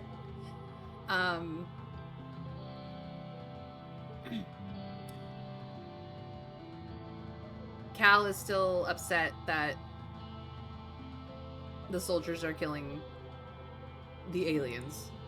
But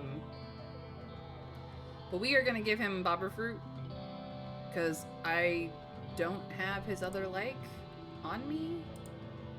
I don't have any more Xeno eggs, so Bobber Fruit it is. Happy birthday, Cal. Oh, wow, that looks delicious, Cal exclaims. Thanks for the birthday gift, Mayron. You know I love to eat. Yeah, we do. Happy birthday, Cal. Oh. You had plans to hang out with Cal today, but when you arrive at Geoponics Dome, it's worryingly dark inside. Friend was running it for a local shop. I know little about Transformers, so Snoopy jokes worked in my favor. I mean, Transformers aren't really that deep, Allison. They are robots in disguise. Like, whether you're an Autobot or a Decepticon, think of a vehicle transformed then to robots. Kick ass. Like, it's not that deep. So not that deep. That isn't to say that there isn't Transformers lore and, you know, knowing who, what, where, when, why with the characters isn't a thing. They had cartoons back in my childhood and the whole 9 yards and lots of toys, but like mechanical vehicle to robot transformation. And I say vehicle because although many of them are cars and trucks and stuff, you have just as many who are like planes, jets, boomboxes, motorcycles, etc. Like, if it is a machine of some sort of vehicle instance, then it is likely a transformer in disguise. Until, of course, you get to the point where they had Transformers be animals and dinosaurs. Because it's just really cool to have a giant gorilla turn into a transformer. Or a T-Rex. You know what I mean? So, clown car? Sure. Absolutely. To some extent, people think that Bumblebee is the clown car of the Autobots. Just because he canonically always ends up unable to speak like everybody else because the circuits are damaged. Like, even immediately after he gets fixed, the circuits become damaged and he must then use the radio once more. So, he is the clown car of the Autobots. The clown car of the Decepticons, I think, is their leader. And he's a jet plane. And also a giant gun. Do we know why? No. Just because it's cool.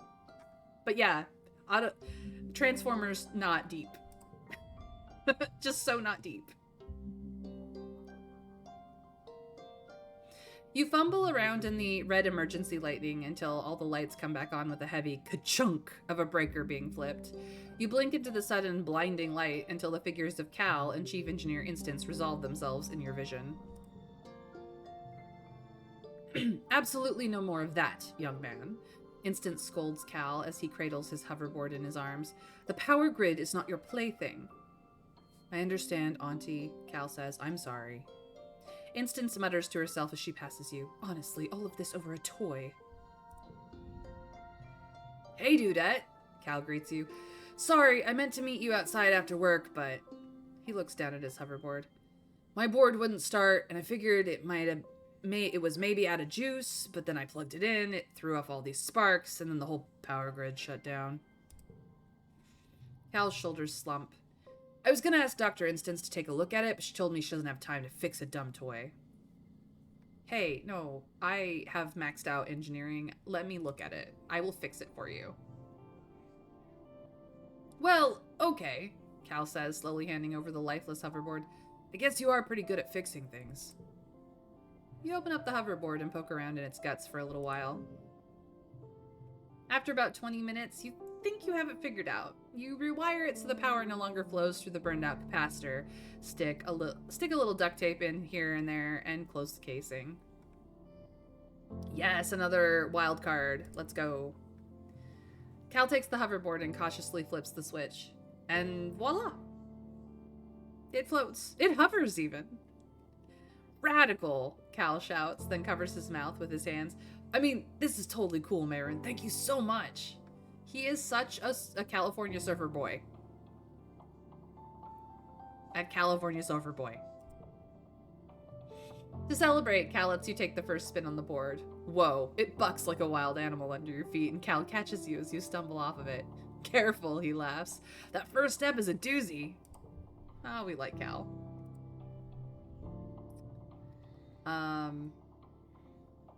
Cal's at the door to the barn, pulling on a pair of stretchy gloves. Palomina's calving, he says by way of explanation. I gotta get in there and make sure everything's going okay. Do you need me? Nope. You go right ahead with that, please. Those float cows, you know. Alright. We are one combat away from kicking somebody's butt. We're gonna do it, and then we're switching to a more sensible thing. So let's go. It is time for guard duty. And we get up our bravery a little bit too, so that's not bad. Unless we want to do lookout. Nope. Defense training? Nah, guard duty. It's fine. Oh god.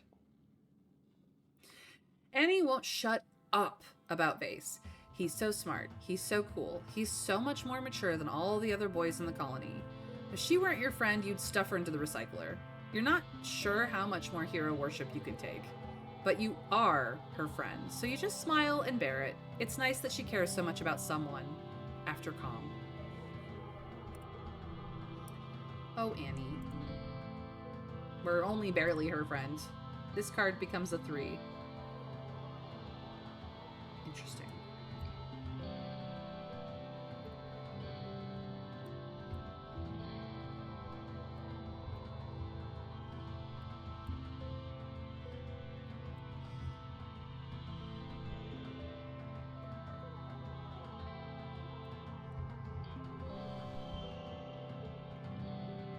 Yeah, that was easy.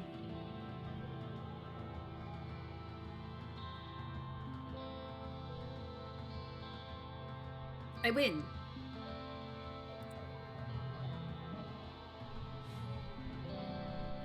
Now our combat is a 44. Somebody's gonna get their butt kicked next month. It is now early wet, which means it is time to give Mars her birthday present. Is it Mars? I believe it's Mars. Yeah.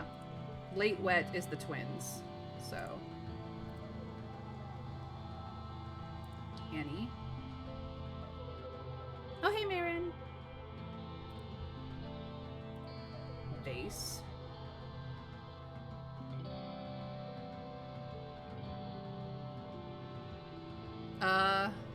Mid-wet is Vase, just so you know. Oh, well, I have the very stale cake in my inventory just for him. But today, I challenge you to combat. Let's go. Vase suggests a classic Helio test of grit, punching each other in the stomach until one of you gives up or passes out. Builds character, he says, tapping his knuckles. His bicep glistens menacingly. Did any Helio ever think of putting a piece of metal under their shirt, though? Clang! I just had to. I just had to.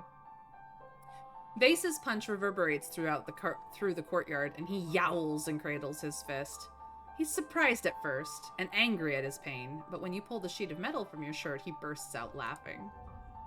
Uh-oh. That made him happy. Oh, jeez. Oh, jeez. I win by default, he snickers. Don't be a coward. Such a coward, Marin. Take it like a soldier. Still, he didn't get punched in the stomach, so that's a win in your books. Well, I tried to humiliate him, and all I did was make his knuckles a little bit bruised. He's such a dick.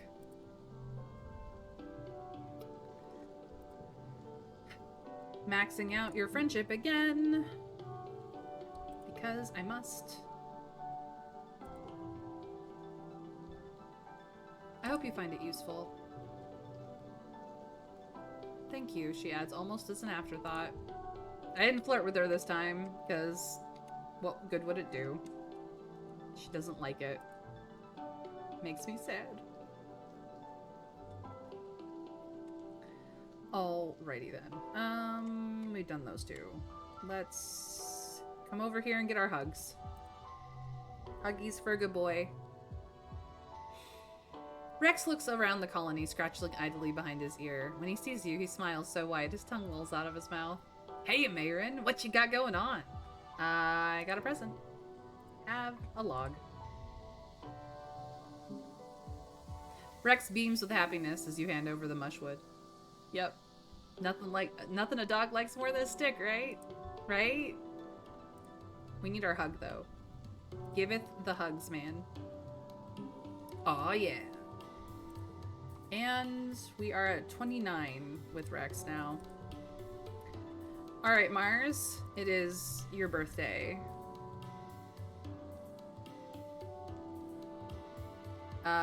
Mars throws a bulging tote bag onto the ground.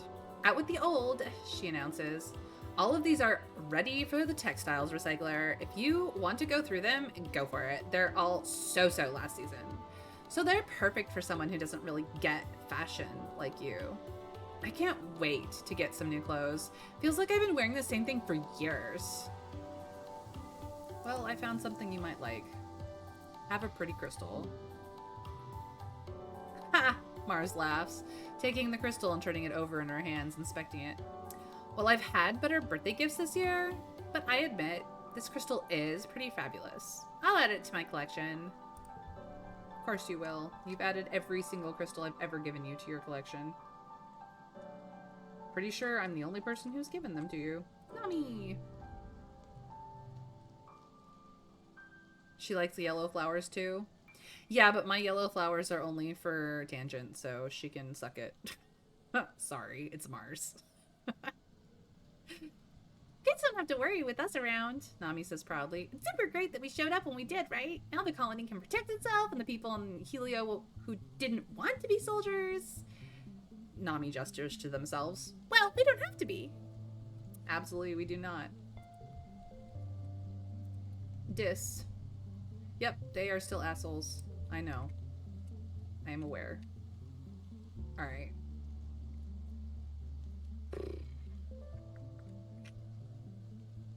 Cal, how's it going? Nope, still haven't tried mood juice straight from the tap, Cal, but thank you for asking. Jeez Louise, 241 of these things. What do we want to go after? Are we gonna max out organizing? Probably. It's close. We should probably just do that.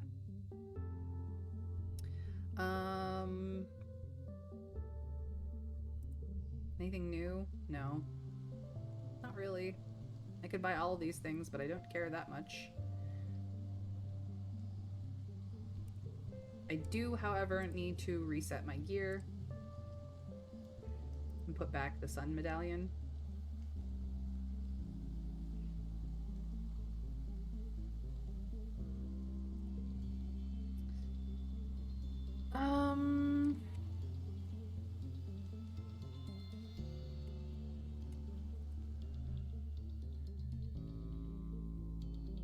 That's creativity and empathy. No, that's not what I'm thinking. No momento. That's reasoning and empathy. Okay. Organizing is only at command. You don't have to be... Wait until you start taking casualties from the planet attacks. Thank you for the hydrate plague, Dr. Man.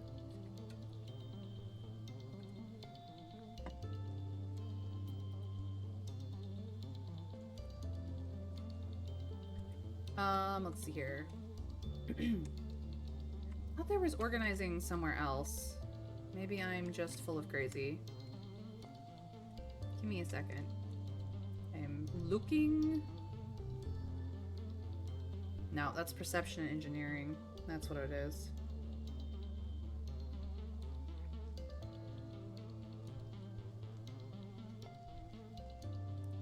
Okay. Yep, it's just command. Alright.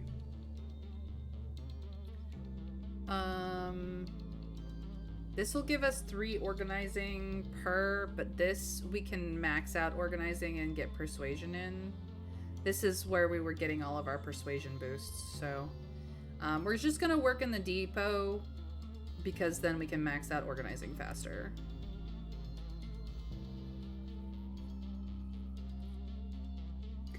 OMG, Mars enunciates, drawing your attention from stocking the shelves. Did you see the new requisition come in? It's from Rex. I wonder what he wants, she says, scrolling through it.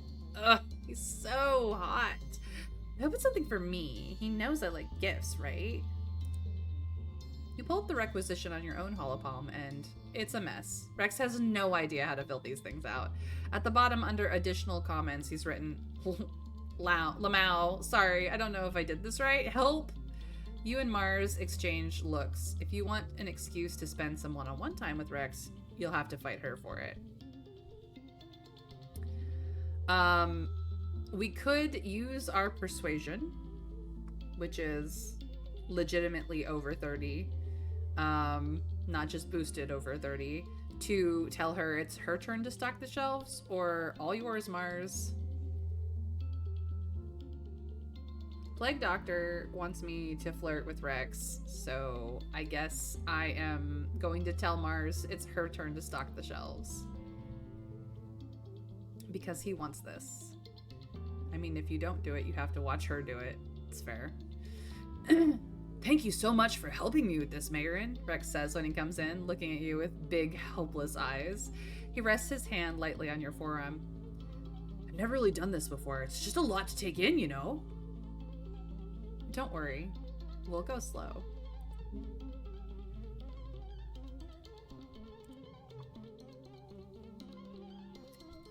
Rex snickers, delighted that you continued the innuendo. Okay, thanks. Unable to stop herself from spying on you, Mars resorts to stocking shelves nearby. She makes a gagging noise. Yeah, I didn't want to watch Mars flirt with him, so we're not gonna go there. Absolutely not.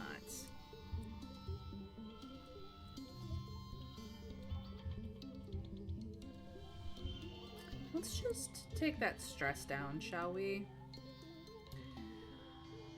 Is this the most optimal card we could have here? No. Is it the most optimal for bringing our stress down? Yes. So, as much as we get a +2 bonus to straights, we don't really have good options on straights. Like, we could do a 5-4-3, but this is a super goal, so I don't care. Let's just win, shall we? Because +4 to organizing. It says 100 out of 100, but this is boosted. I am gonna max it out.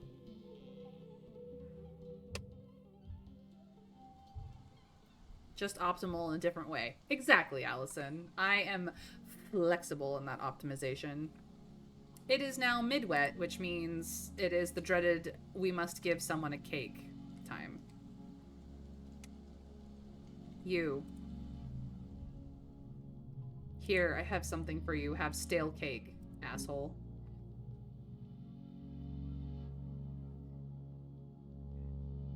Vase cracks a small smile when he sees your gift. A birthday cake? He asks incredulously. Do you think I'm a child? Am I supposed to blow out the candles and make a wish now? Well, considering it's stale, no. Enjoy your cake, jerk. I'm so mean. But he likes it. He likes it. And now we have a vase specific thing. I'm gonna say hi to Annie first. Nothing new here.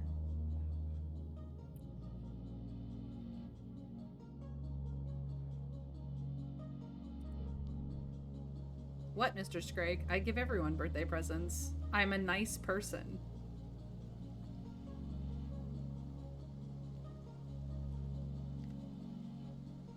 When I max out reasoning after I max out organizing? Probably. You should have done the same what Squidward did in the pizza episode. I hate to tell you that although I know a lot about SpongeBob SquarePants, I did not actually watch the show. I only know the memes.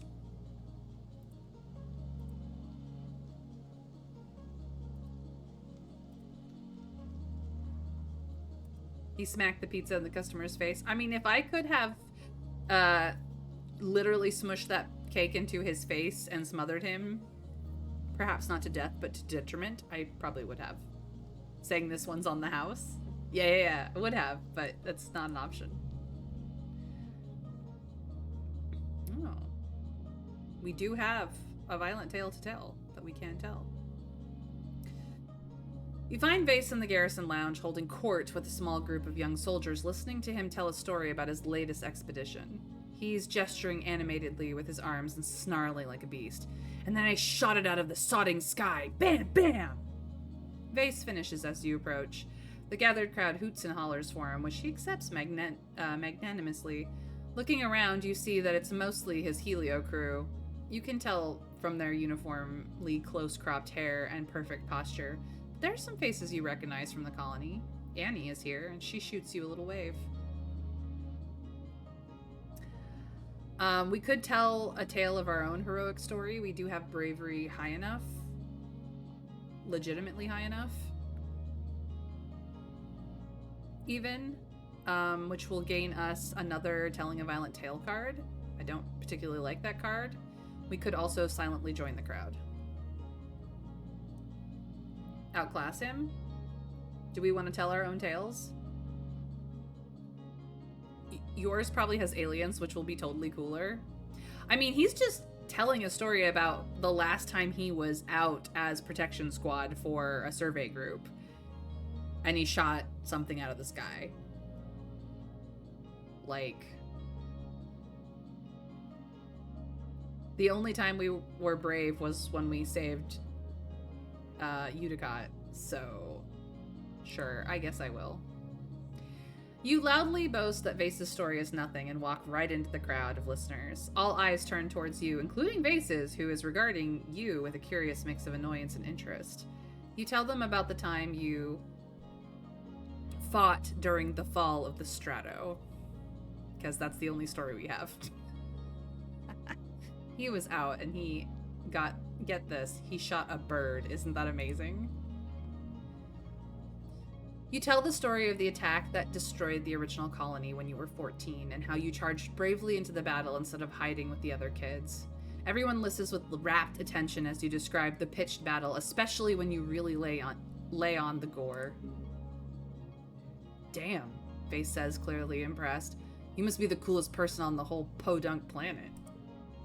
Vase's friends laugh, while the colonists look at each other and smile awkwardly, already not wanting to disagree with Vase, all except Annie, who joins in and laughs the loudest of all. Vase kicks out another stool from his table. Well, hero, come sit beside the king.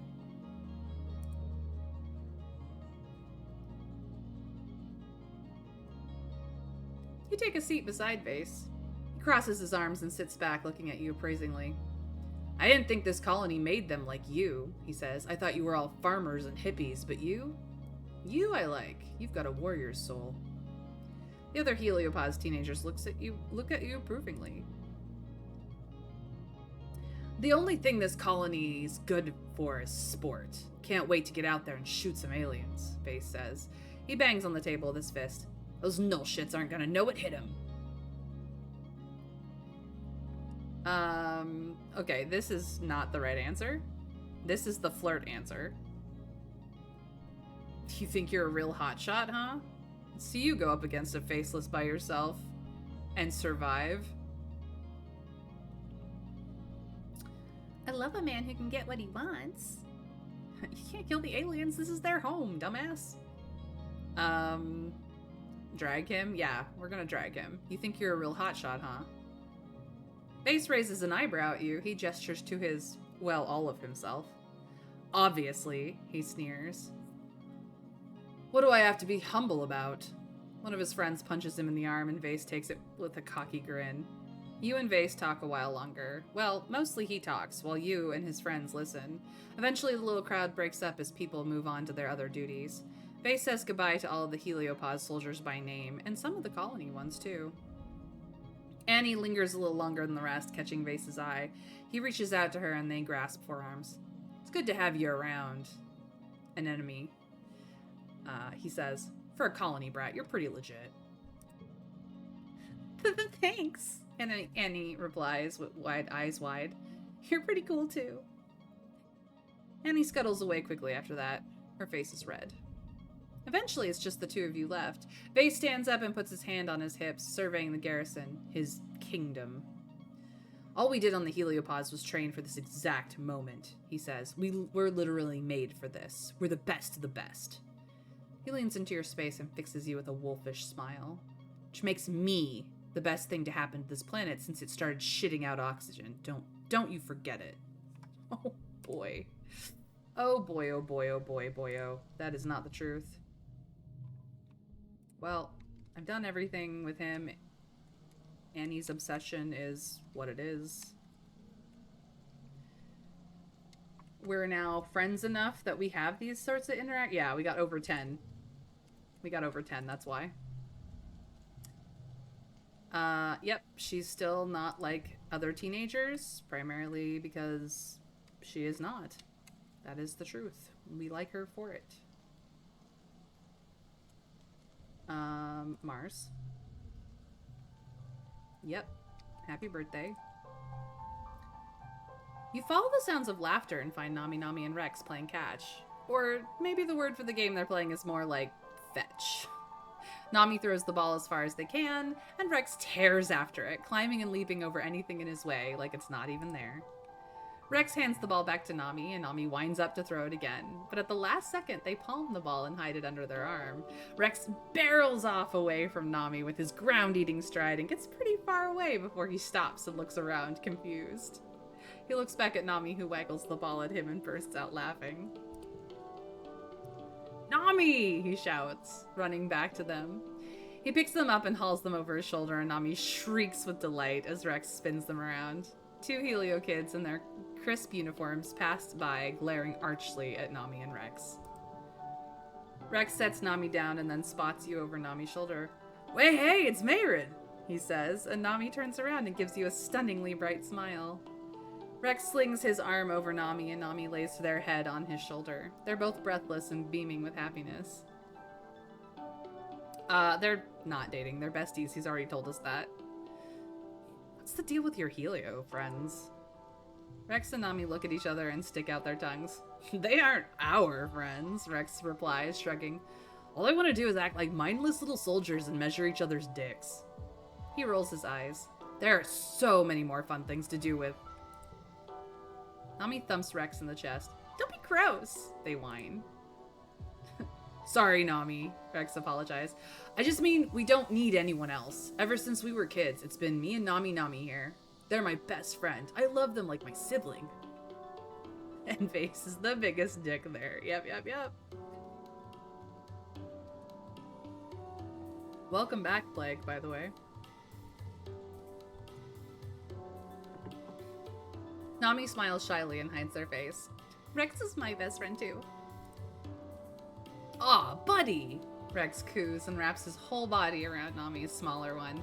He kisses them noisily on the cheek, snuffling into their hair, while Nami Nami shrieks with laughter again. We were always the odd ones out on the Heliopause, Rex says. People thought we were weird, you know? You probably don't see it because everyone is so awesome here, but compared to the rest of those smug, boring jerks, we really stuck out. But I'd rather be different than be like them. He looks down at Nami, who beams up at him. And I gotta be different with my best friend, which was awesome. We just hung out together and had our own fun while everyone else trained to be proper little soldiers. Right, Nami? Nami frowns. Like Vase and all his cronies, they say quietly. It wasn't all fun and games. Rex shushes Nami and strokes his hand through their hair. I know, he says, but that's in the past. We don't have to grow up to be soldiers. We're here now. And there's so many more people to be friends with. He shoots you a smile. Like Mayrin.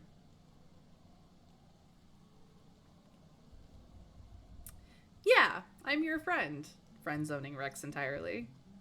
You still have to follow colony rules. Like, you know, a non-rebellious person, the non-rebellious person that I am.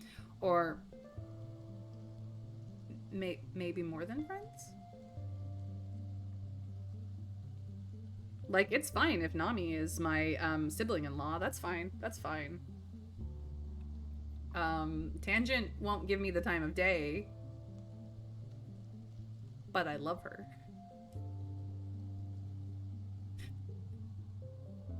Chat, what do you want to see? Do you want to see the flirt? Do you want to see the flirt? You know I want to, but like, I'm hesitating.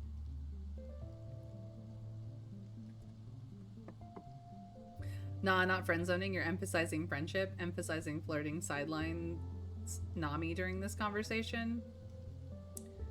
That's fair. That's fair. We don't want Nami to feel left out just because she's not into any of that.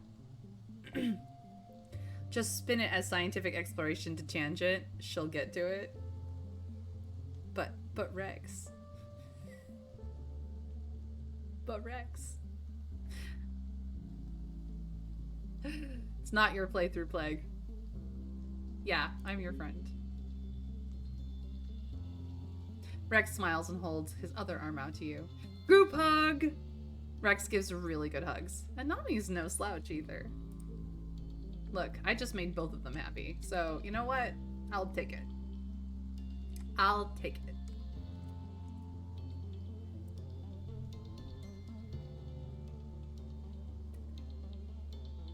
She's grooving. She's grooving. That's fine. She likes to groove. Yep, it does suck here. It's noisy, and I wish you could be a swamp witch in the woods as well, Dis.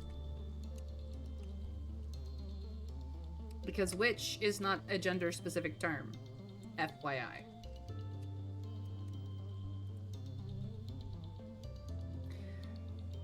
Paulamine is calving, still. You know. I know what you're always gonna say, and I think it's adorable, and I'm glad that you love him, and that he's your man's, but, right now, I gotta go to command and work in the depot so that I can max out organizing, because it's almost there.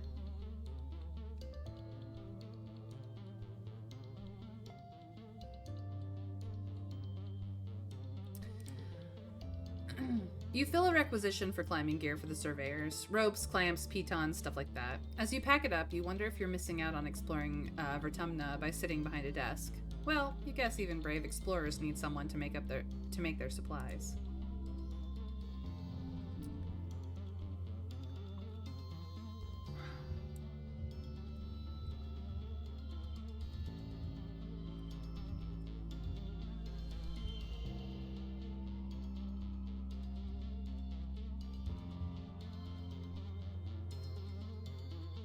No, less stress. And then we get a pair, which is boosted. And we super goal that a lot. Just trivially, because can. Victory is mine. Nice.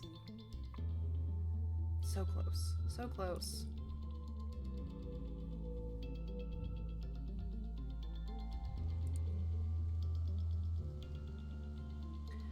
Alright, it is late wet, which means it is the twins. I just realized that I don't have medicinal herbs, and I don't know what Dis's second favorite is. I don't have his roots. So unless I find them on the map inside the colony walls today, I will not be able to give him his favorite. Do I find you to be stuck up? A bit, Mars, but, like, it's not like you have any amount of shame. Rex peers out from an awning in the torrential rain. Learned my lesson last year. If I go out in that, I'll smell like wet dog for hours and hours, he pouts. You know anything fun we can do while we wait for the rain to stop? Yeah, hugs. Obviously. Like, don't be obvi about it or anything. No roots here.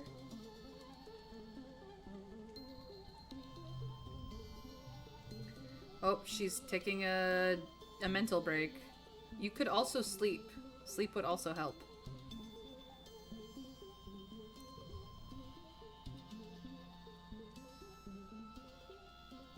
No medicinal roots here.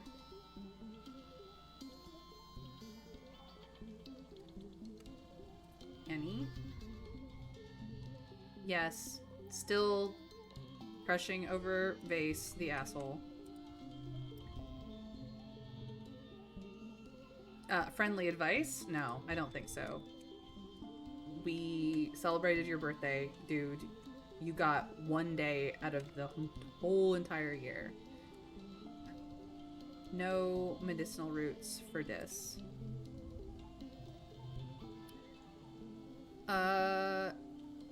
Nami is doodling in their sketchbook, but looks up with a big smile as you approach. They turn off their here speak. Hi, what you doing? Me? I'm just practicing drawing hands. It's really hard. All the tutorials say that everything is just made of shapes, but I don't get it.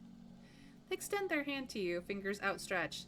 How is this made up of a prism and 5 cylinders? It bends. Oh, sweetheart.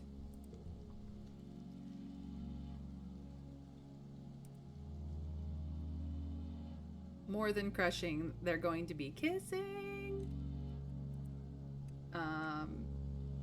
What do I give Dis, guys? Is it cake? Do I need to go get cake? I can afford cake. But he doesn't like it when people make a big fuss about his birthday. He just wants to go out into the wilds again.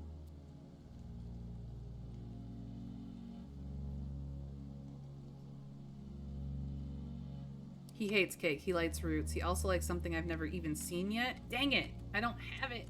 What will I give him? Because for her, I just go, pretty flower for pretty lady. And she goes, it seems you've remembered my birthday. How thoughtful.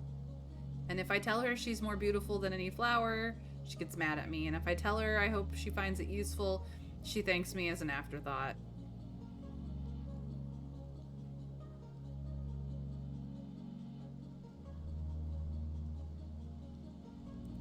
Screw it, I'm flirting. I can't help it, Tangent. You're so pretty. But it's your beautiful mind that is the prettiest part.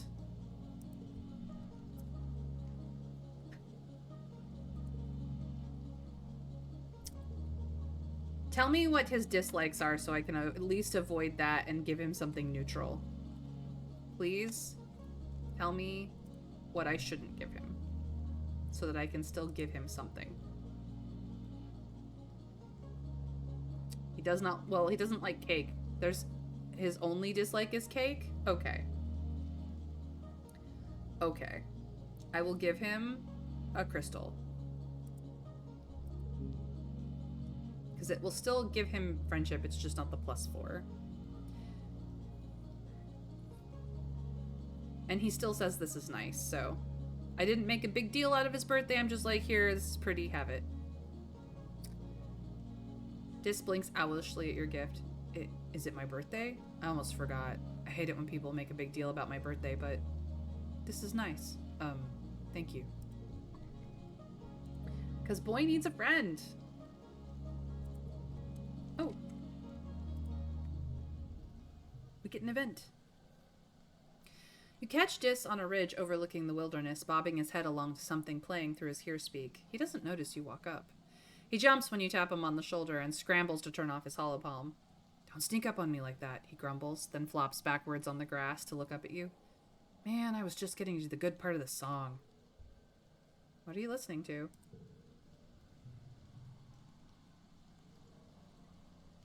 Dis looks away.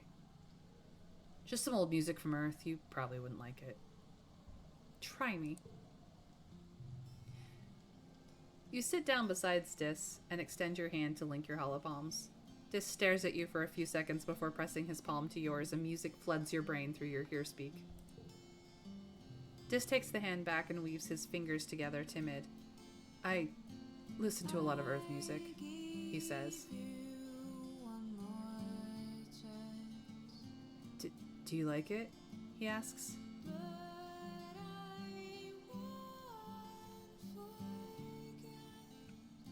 I love this band.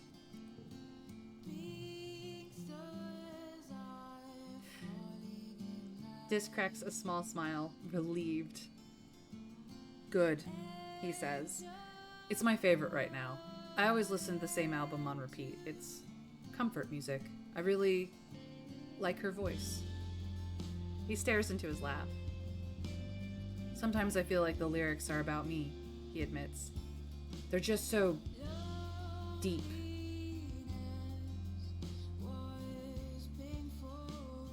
Like my soul really gets this kind of music.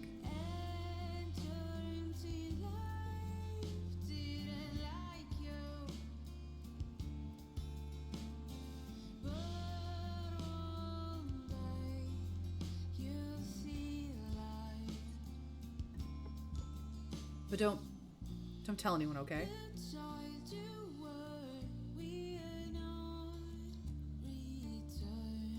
Makes me feel better, thinking that someone knows my pain.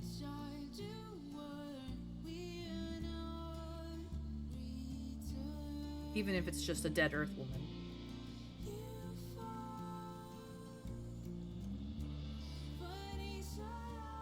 Sounds deep, man.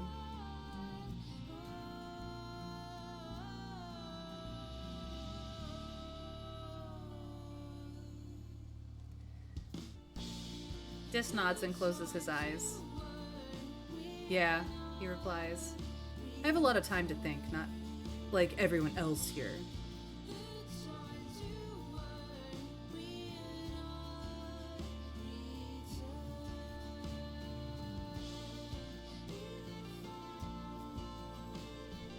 We don't have creativity enough, but...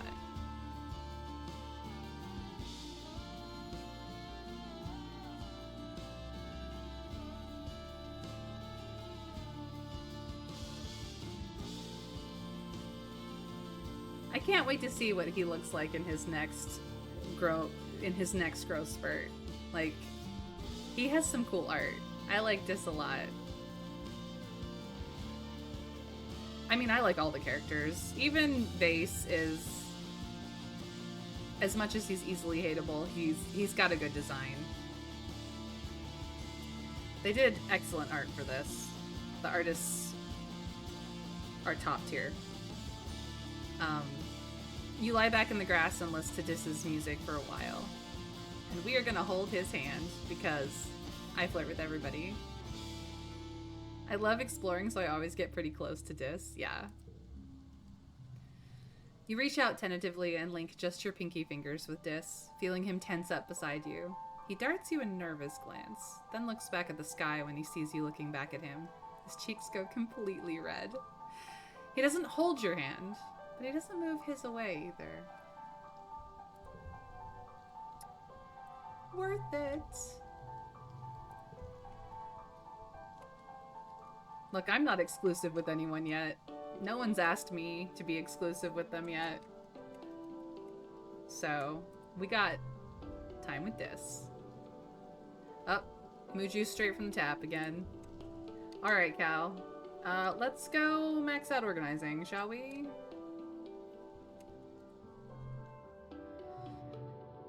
Anything new on the notice board? Nope, just the gates that will be closed.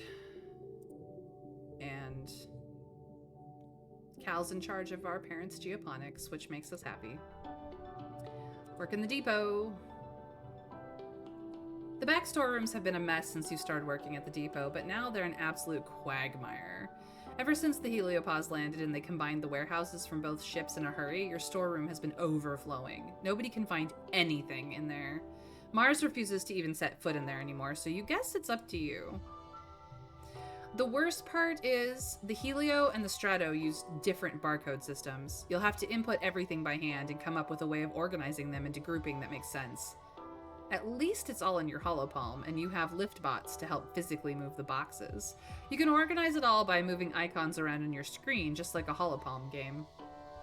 Well, it's gonna be a hard challenge, but we are here for it. Let's do this. Goal of 90. Let's see. 9, 8. Except this becomes an 11. For a starting goal, a starting round of 41 out of 90. I think I think this is all right. Yeah. With just a flush. But all blue flushes are +5.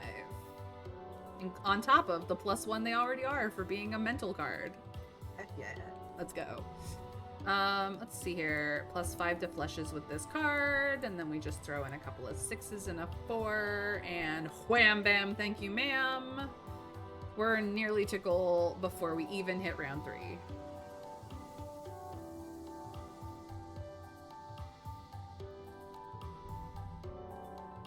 Here's a 9. Let's do this. That's already a super goal, and then we're just gonna, you know, add in a little bit more. I can't do a pair of 9s because I need this card to be in this slot to make this a 9, but like, it's a 39 super goal. I don't know what to tell you. Organizing hard? Not so much. Win. Victory is mine. And I get extra organizing on top of the organizing that I get just for doing this job. You start organizing green things over here, round things over there, things with stripes over here. Wait, where does this sports ball go? It's all 3. Should you start a sporting goods section? Organizing the storeroom. Ooh, neat. At the end of the week, the storeroom is spotless. Everything has a perfect place. There's even space to walk. Seek and Mars take in the majesty of your hard work. You've done remarkably well considering the state it started in, Seek says. They punch in something on your holopalm. This deserves a raise. Ooh, working the depot, reward increase. Heck yeah. Even Mars is impressed. Wow, she says, I don't know where everything is, but I feel like I understand how to find it. How did you do that? Seek gives her a strange look and she just shrugs. What? Sometimes it's cool to put in a little extra effort, even if it's just some dumb boxes. Well, we worked so well that, you know. Organizing is not legit maxed, but we're almost there.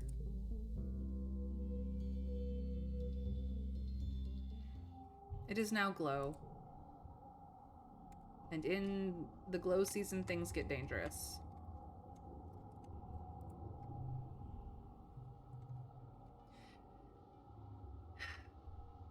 Nature's gonna win in the end, it always does.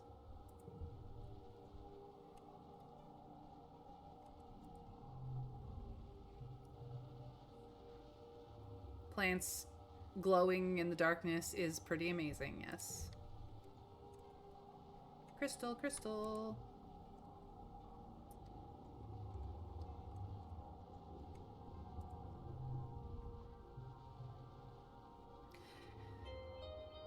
There's definitely going to be another attack this year during Glow because either the planet overtakes us or we overtake them is unfortunately kind of the truth. The whole truth and nothing but the truth.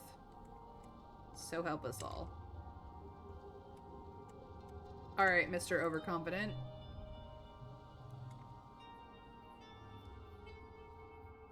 Yep, still overconfident. Annie?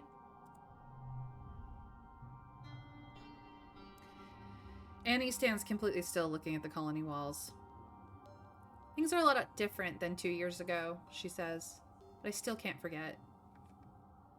Yeah, I know.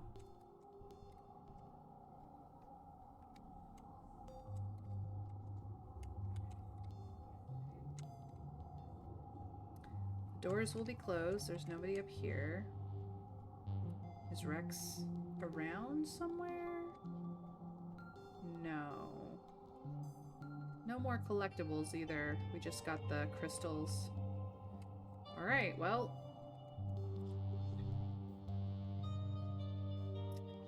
Back to working in the depot.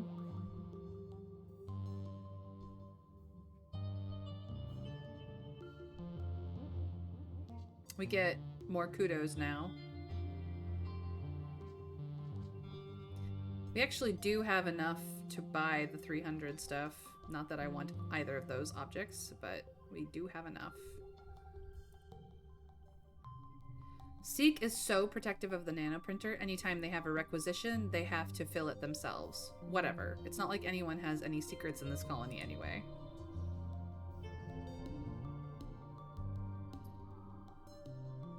I'm not gonna be on guard duty. This glow... We lost our dad this year. No way. I'm gonna do a job.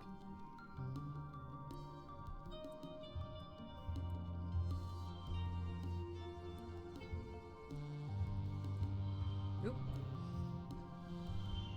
There we go. Super gold. So easy.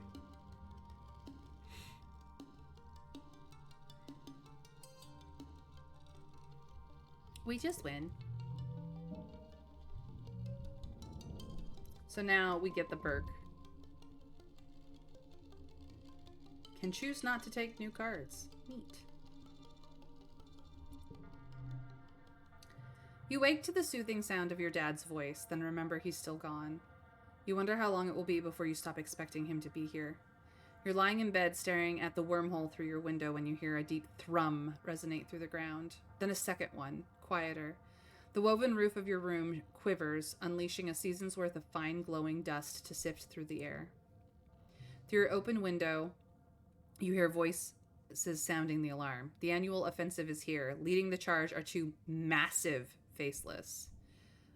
But we have the bravery to go join the fray, so we're going to. You grab your plas rifle and report to the front, where a line of soldiers have taken up arms and is waiting for orders. The colony prepares to defend itself against the two building-scale faceless, as well as a teeming swarm of smaller Xenos that seethe towards you. Hold steady, orders Security Chief Rhett. Keep the line! No, Governor Lum yells, running from the front gates to the front of the defensive line. He elbows Rhett out of the way and waves his arm wildly. Bring them in closer! Draw them in! Rhett stops himself from shoving Lum back, but just barely, you can tell. Are you serious? He retorts. We can't let them any further into the colony. We're going to fight them in our territory, Lum cries, raising his plas rifle over his head with one hand. We have the walls. Let's use them. We'll let them come inside and pick them off one by one. We can't pick off a faceless, Rhett sputters from the sidelines. Lum smiles maniacally. You can see the gleam of his teeth from here. I have a plan, he roars. Just follow my lead. And with that, he turns and begins to run towards the approaching animals, roaring taunts and firing wildly into the fray to draw them close. At a loss, Rhett motions you all to fall back and let the animals approach. The area just inside the gates becomes a swirling melee of smaller Xenos and plas rifle fire, the two faceless lumbering slowly behind. This is going to be hard, but we're going to try and stay out of the way. I don't have the combat to survive this, otherwise. Lum didn't settle his plan with the guards beforehand. That's utterly moronic. I'm suspicious that Seek is actually making sure that not only does she know what everyone is making, but that nobody knows what she's making. I don't think that Seek likes the Helios people. This is nothing new. We knew that. So let us see if we can't stay out of the fray as much as possible. This is interesting that this card is a flush wild.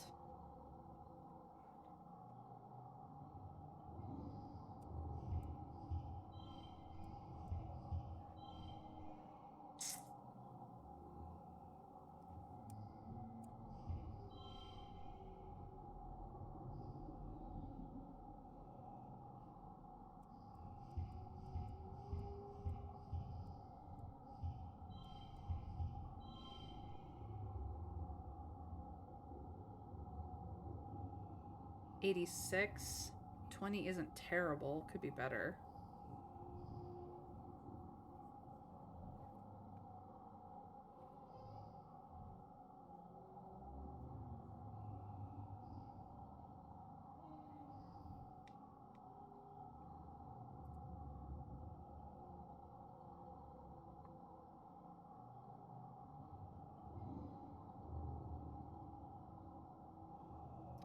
Next round.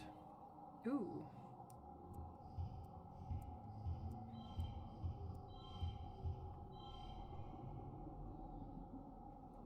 Interesting. Becomes a flush 4 with a 2 of a kind from double 6s. I could do triple 6s if I went like this, which is even better.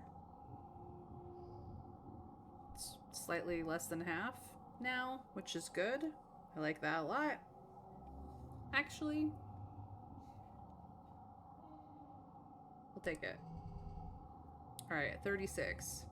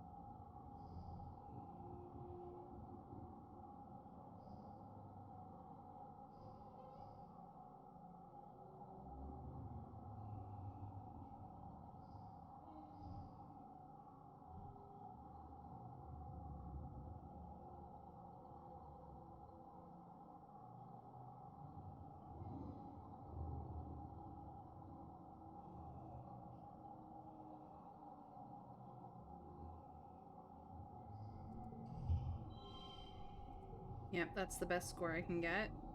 I can boost it, of course. To some extent. I don't need that many more points, so...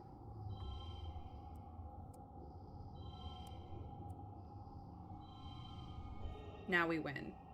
It's not super gold, it is win. We're out of logs. I will have to go get more sticks, but we win.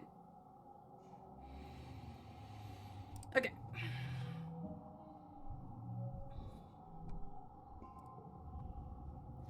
Not exactly a professional soldier, but you manage to hold your own against the Xenos. Even though you still scream and retreat when something gets too close, you don't injure any humans with your plas rifle, at least. Out of the artillery smoke wafting over the battlefield, Lum comes running. Hey there! Come! Here they come! Here they come! He shouts joyfully and plows through the gates with 2 faceless galloping behind him. It's without a doubt idiotic and horrendously dangerous. You can't help it. You hit record on your holopalm and film the ensuing chaos. You catch a glimpse of Chief Rhett putting his hand over his face and sighing. A squad of Helios soldiers takes up the charge and helps shepherd the Faceless into an open area in the middle of the colony. You have horrible flashbacks to the first time you saw a Faceless inside these walls. From the looks on the faces of the other Stratos, you're not the only one. Then, you're all thrown to the ground by a tremendous explosion. Fire engulfs the center square, roasting the 2 Faceless in an inferno that blasts the sweat from your pores. Rocks and chunks of dirt patter all around you, with the occasional thunk of burning mushwood. Those soldiers nearest the blaze all recoil in surprise. Clearly no one but Lum knew that the square had been rigged with explosives. You don't think anyone was caught in the blast, but it was close. Poor Rex. He was relying on your sticks to help him build his dream bar. I know. I am a very bad friend. Lum stands before the blaze, laughing and firing at the 2 tortured Faceless as they roast to death. You raise your holopalm to capture the image, his silhouette dark against the column of flame and smoke. It was ridiculously dangerous and stupid, but it does look pretty cool in your recorded footage. People filter out of their hiding places, shielding their faces from the heat coming off the bonfire in the middle of the square. On the horizon, the first watery rays of quiet sunrise are struggling to make a dent in the hot orange glare. The colony's fire suppression system is turned on the square, revealing the charred corpses of the 2 Faceless. Utopia walks by with a reclamation team, hauling an industrial plas cutter on a hover lift. Did he use the mining explosives? Utopia says in awe. Mighty bold of him. Those things will blow a hole in a mountain. Or a creature, I suppose. She sighs. Wish he could have saved him from mining. That must have been the last of them. We sure can't make more. Then she and the crew are out of earshot as they pick their way down the blast crater to carve up the Faceless for recycling. Fortunately, The colony was well defended. You and the other colonists have been fortifying the defenses, putting security above all else. Tonight's defense was still a resounding, if messy, success. But if Utopia's right, you don't have any more of those explosives now. You can't just nanoprint unstable molecules like that. What are you going to do during the next attack?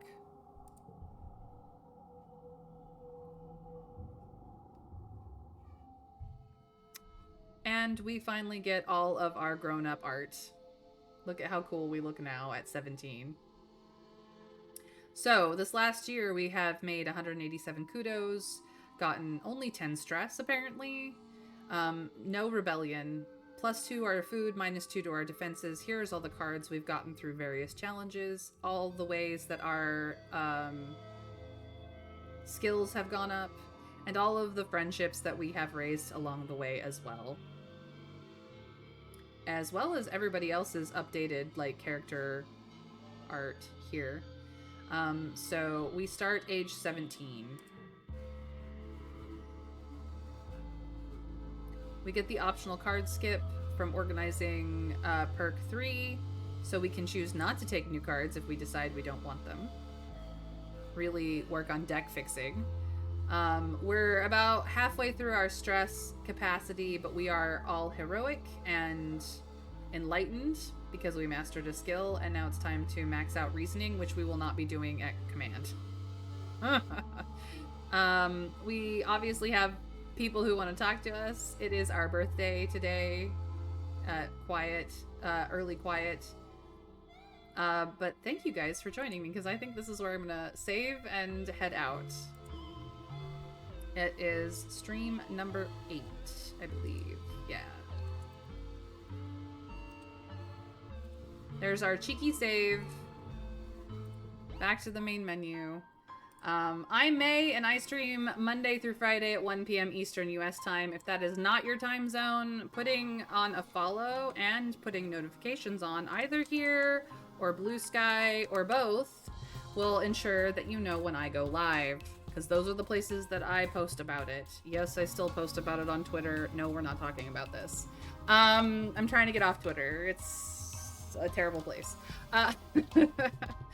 So Blue Sky is where you can find me, and sometimes I post about the game and my thoughts upon it. I have not posted about this one yet because there's a lot of thoughts, and I got a lot of processing still. Howsomever, every Friday we play Palia. So here is where you can buy this game, and here is where you can get Palia, which is a free-to-play MMO. On Steam is where I get it and where I play it, and I always encourage all of my friends, who are all of you guys, to come join me. Come join me in Palia. We'll run around and do chill, cozy things. We always end my streaming week with the chill, cozy vibes, because this is a lot, guys. This game hits hard, and I need the chill end to my week, because I don't stream on Saturday and Sunday. So these are the places to get it, and I hope that you guys will join me tomorrow for Palia, and where we just bop around and do whatever. With that being said, I also have a YouTube channel where you can find all of the VODs for I Was a Teenage Exocolonist, as well as what goes on in Palia. So if you want to check it out before you decide to jump in on it, even though all of my friends, I would love for you guys all to come play with me. You're welcome to go check out my VODs on that. The playlists are easy to find. You can see for yourself what Palia is all about and what I've been doing there. And, you know, YouTube is how I give back to you guys so that you can stay on top of whatever I'm doing, and you have all the VODs to catch up with over the weekend. So enjoy them, please. They're there for you, not me. I make no money.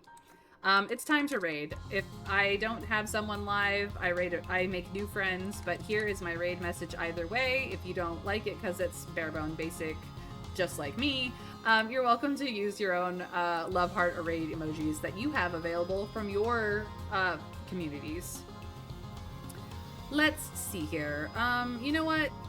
We have not chilled with Great Kraken, aka Paul, in a hot second, and he's playing Disco Elysium, a game that I absolutely did stream. The Disco Elysium playlist is on my YouTube channel. But we're gonna raid him and say hi. He's a Northern Irish streamer. His cats tend to join him on his streams, and they're wonderful. He's got two cats, I believe. I don't remember their names, but his community is very chill vibes. They're very sweet people, and I adore Paul. So please give him all the love from me when we get there, and I hope you guys have a really fantastic rest of your Thursday, and I look forward to seeing you on Friday for Palia. Until then, you guys, take care, and we raid in 3, 2, 1. Bye, everyone.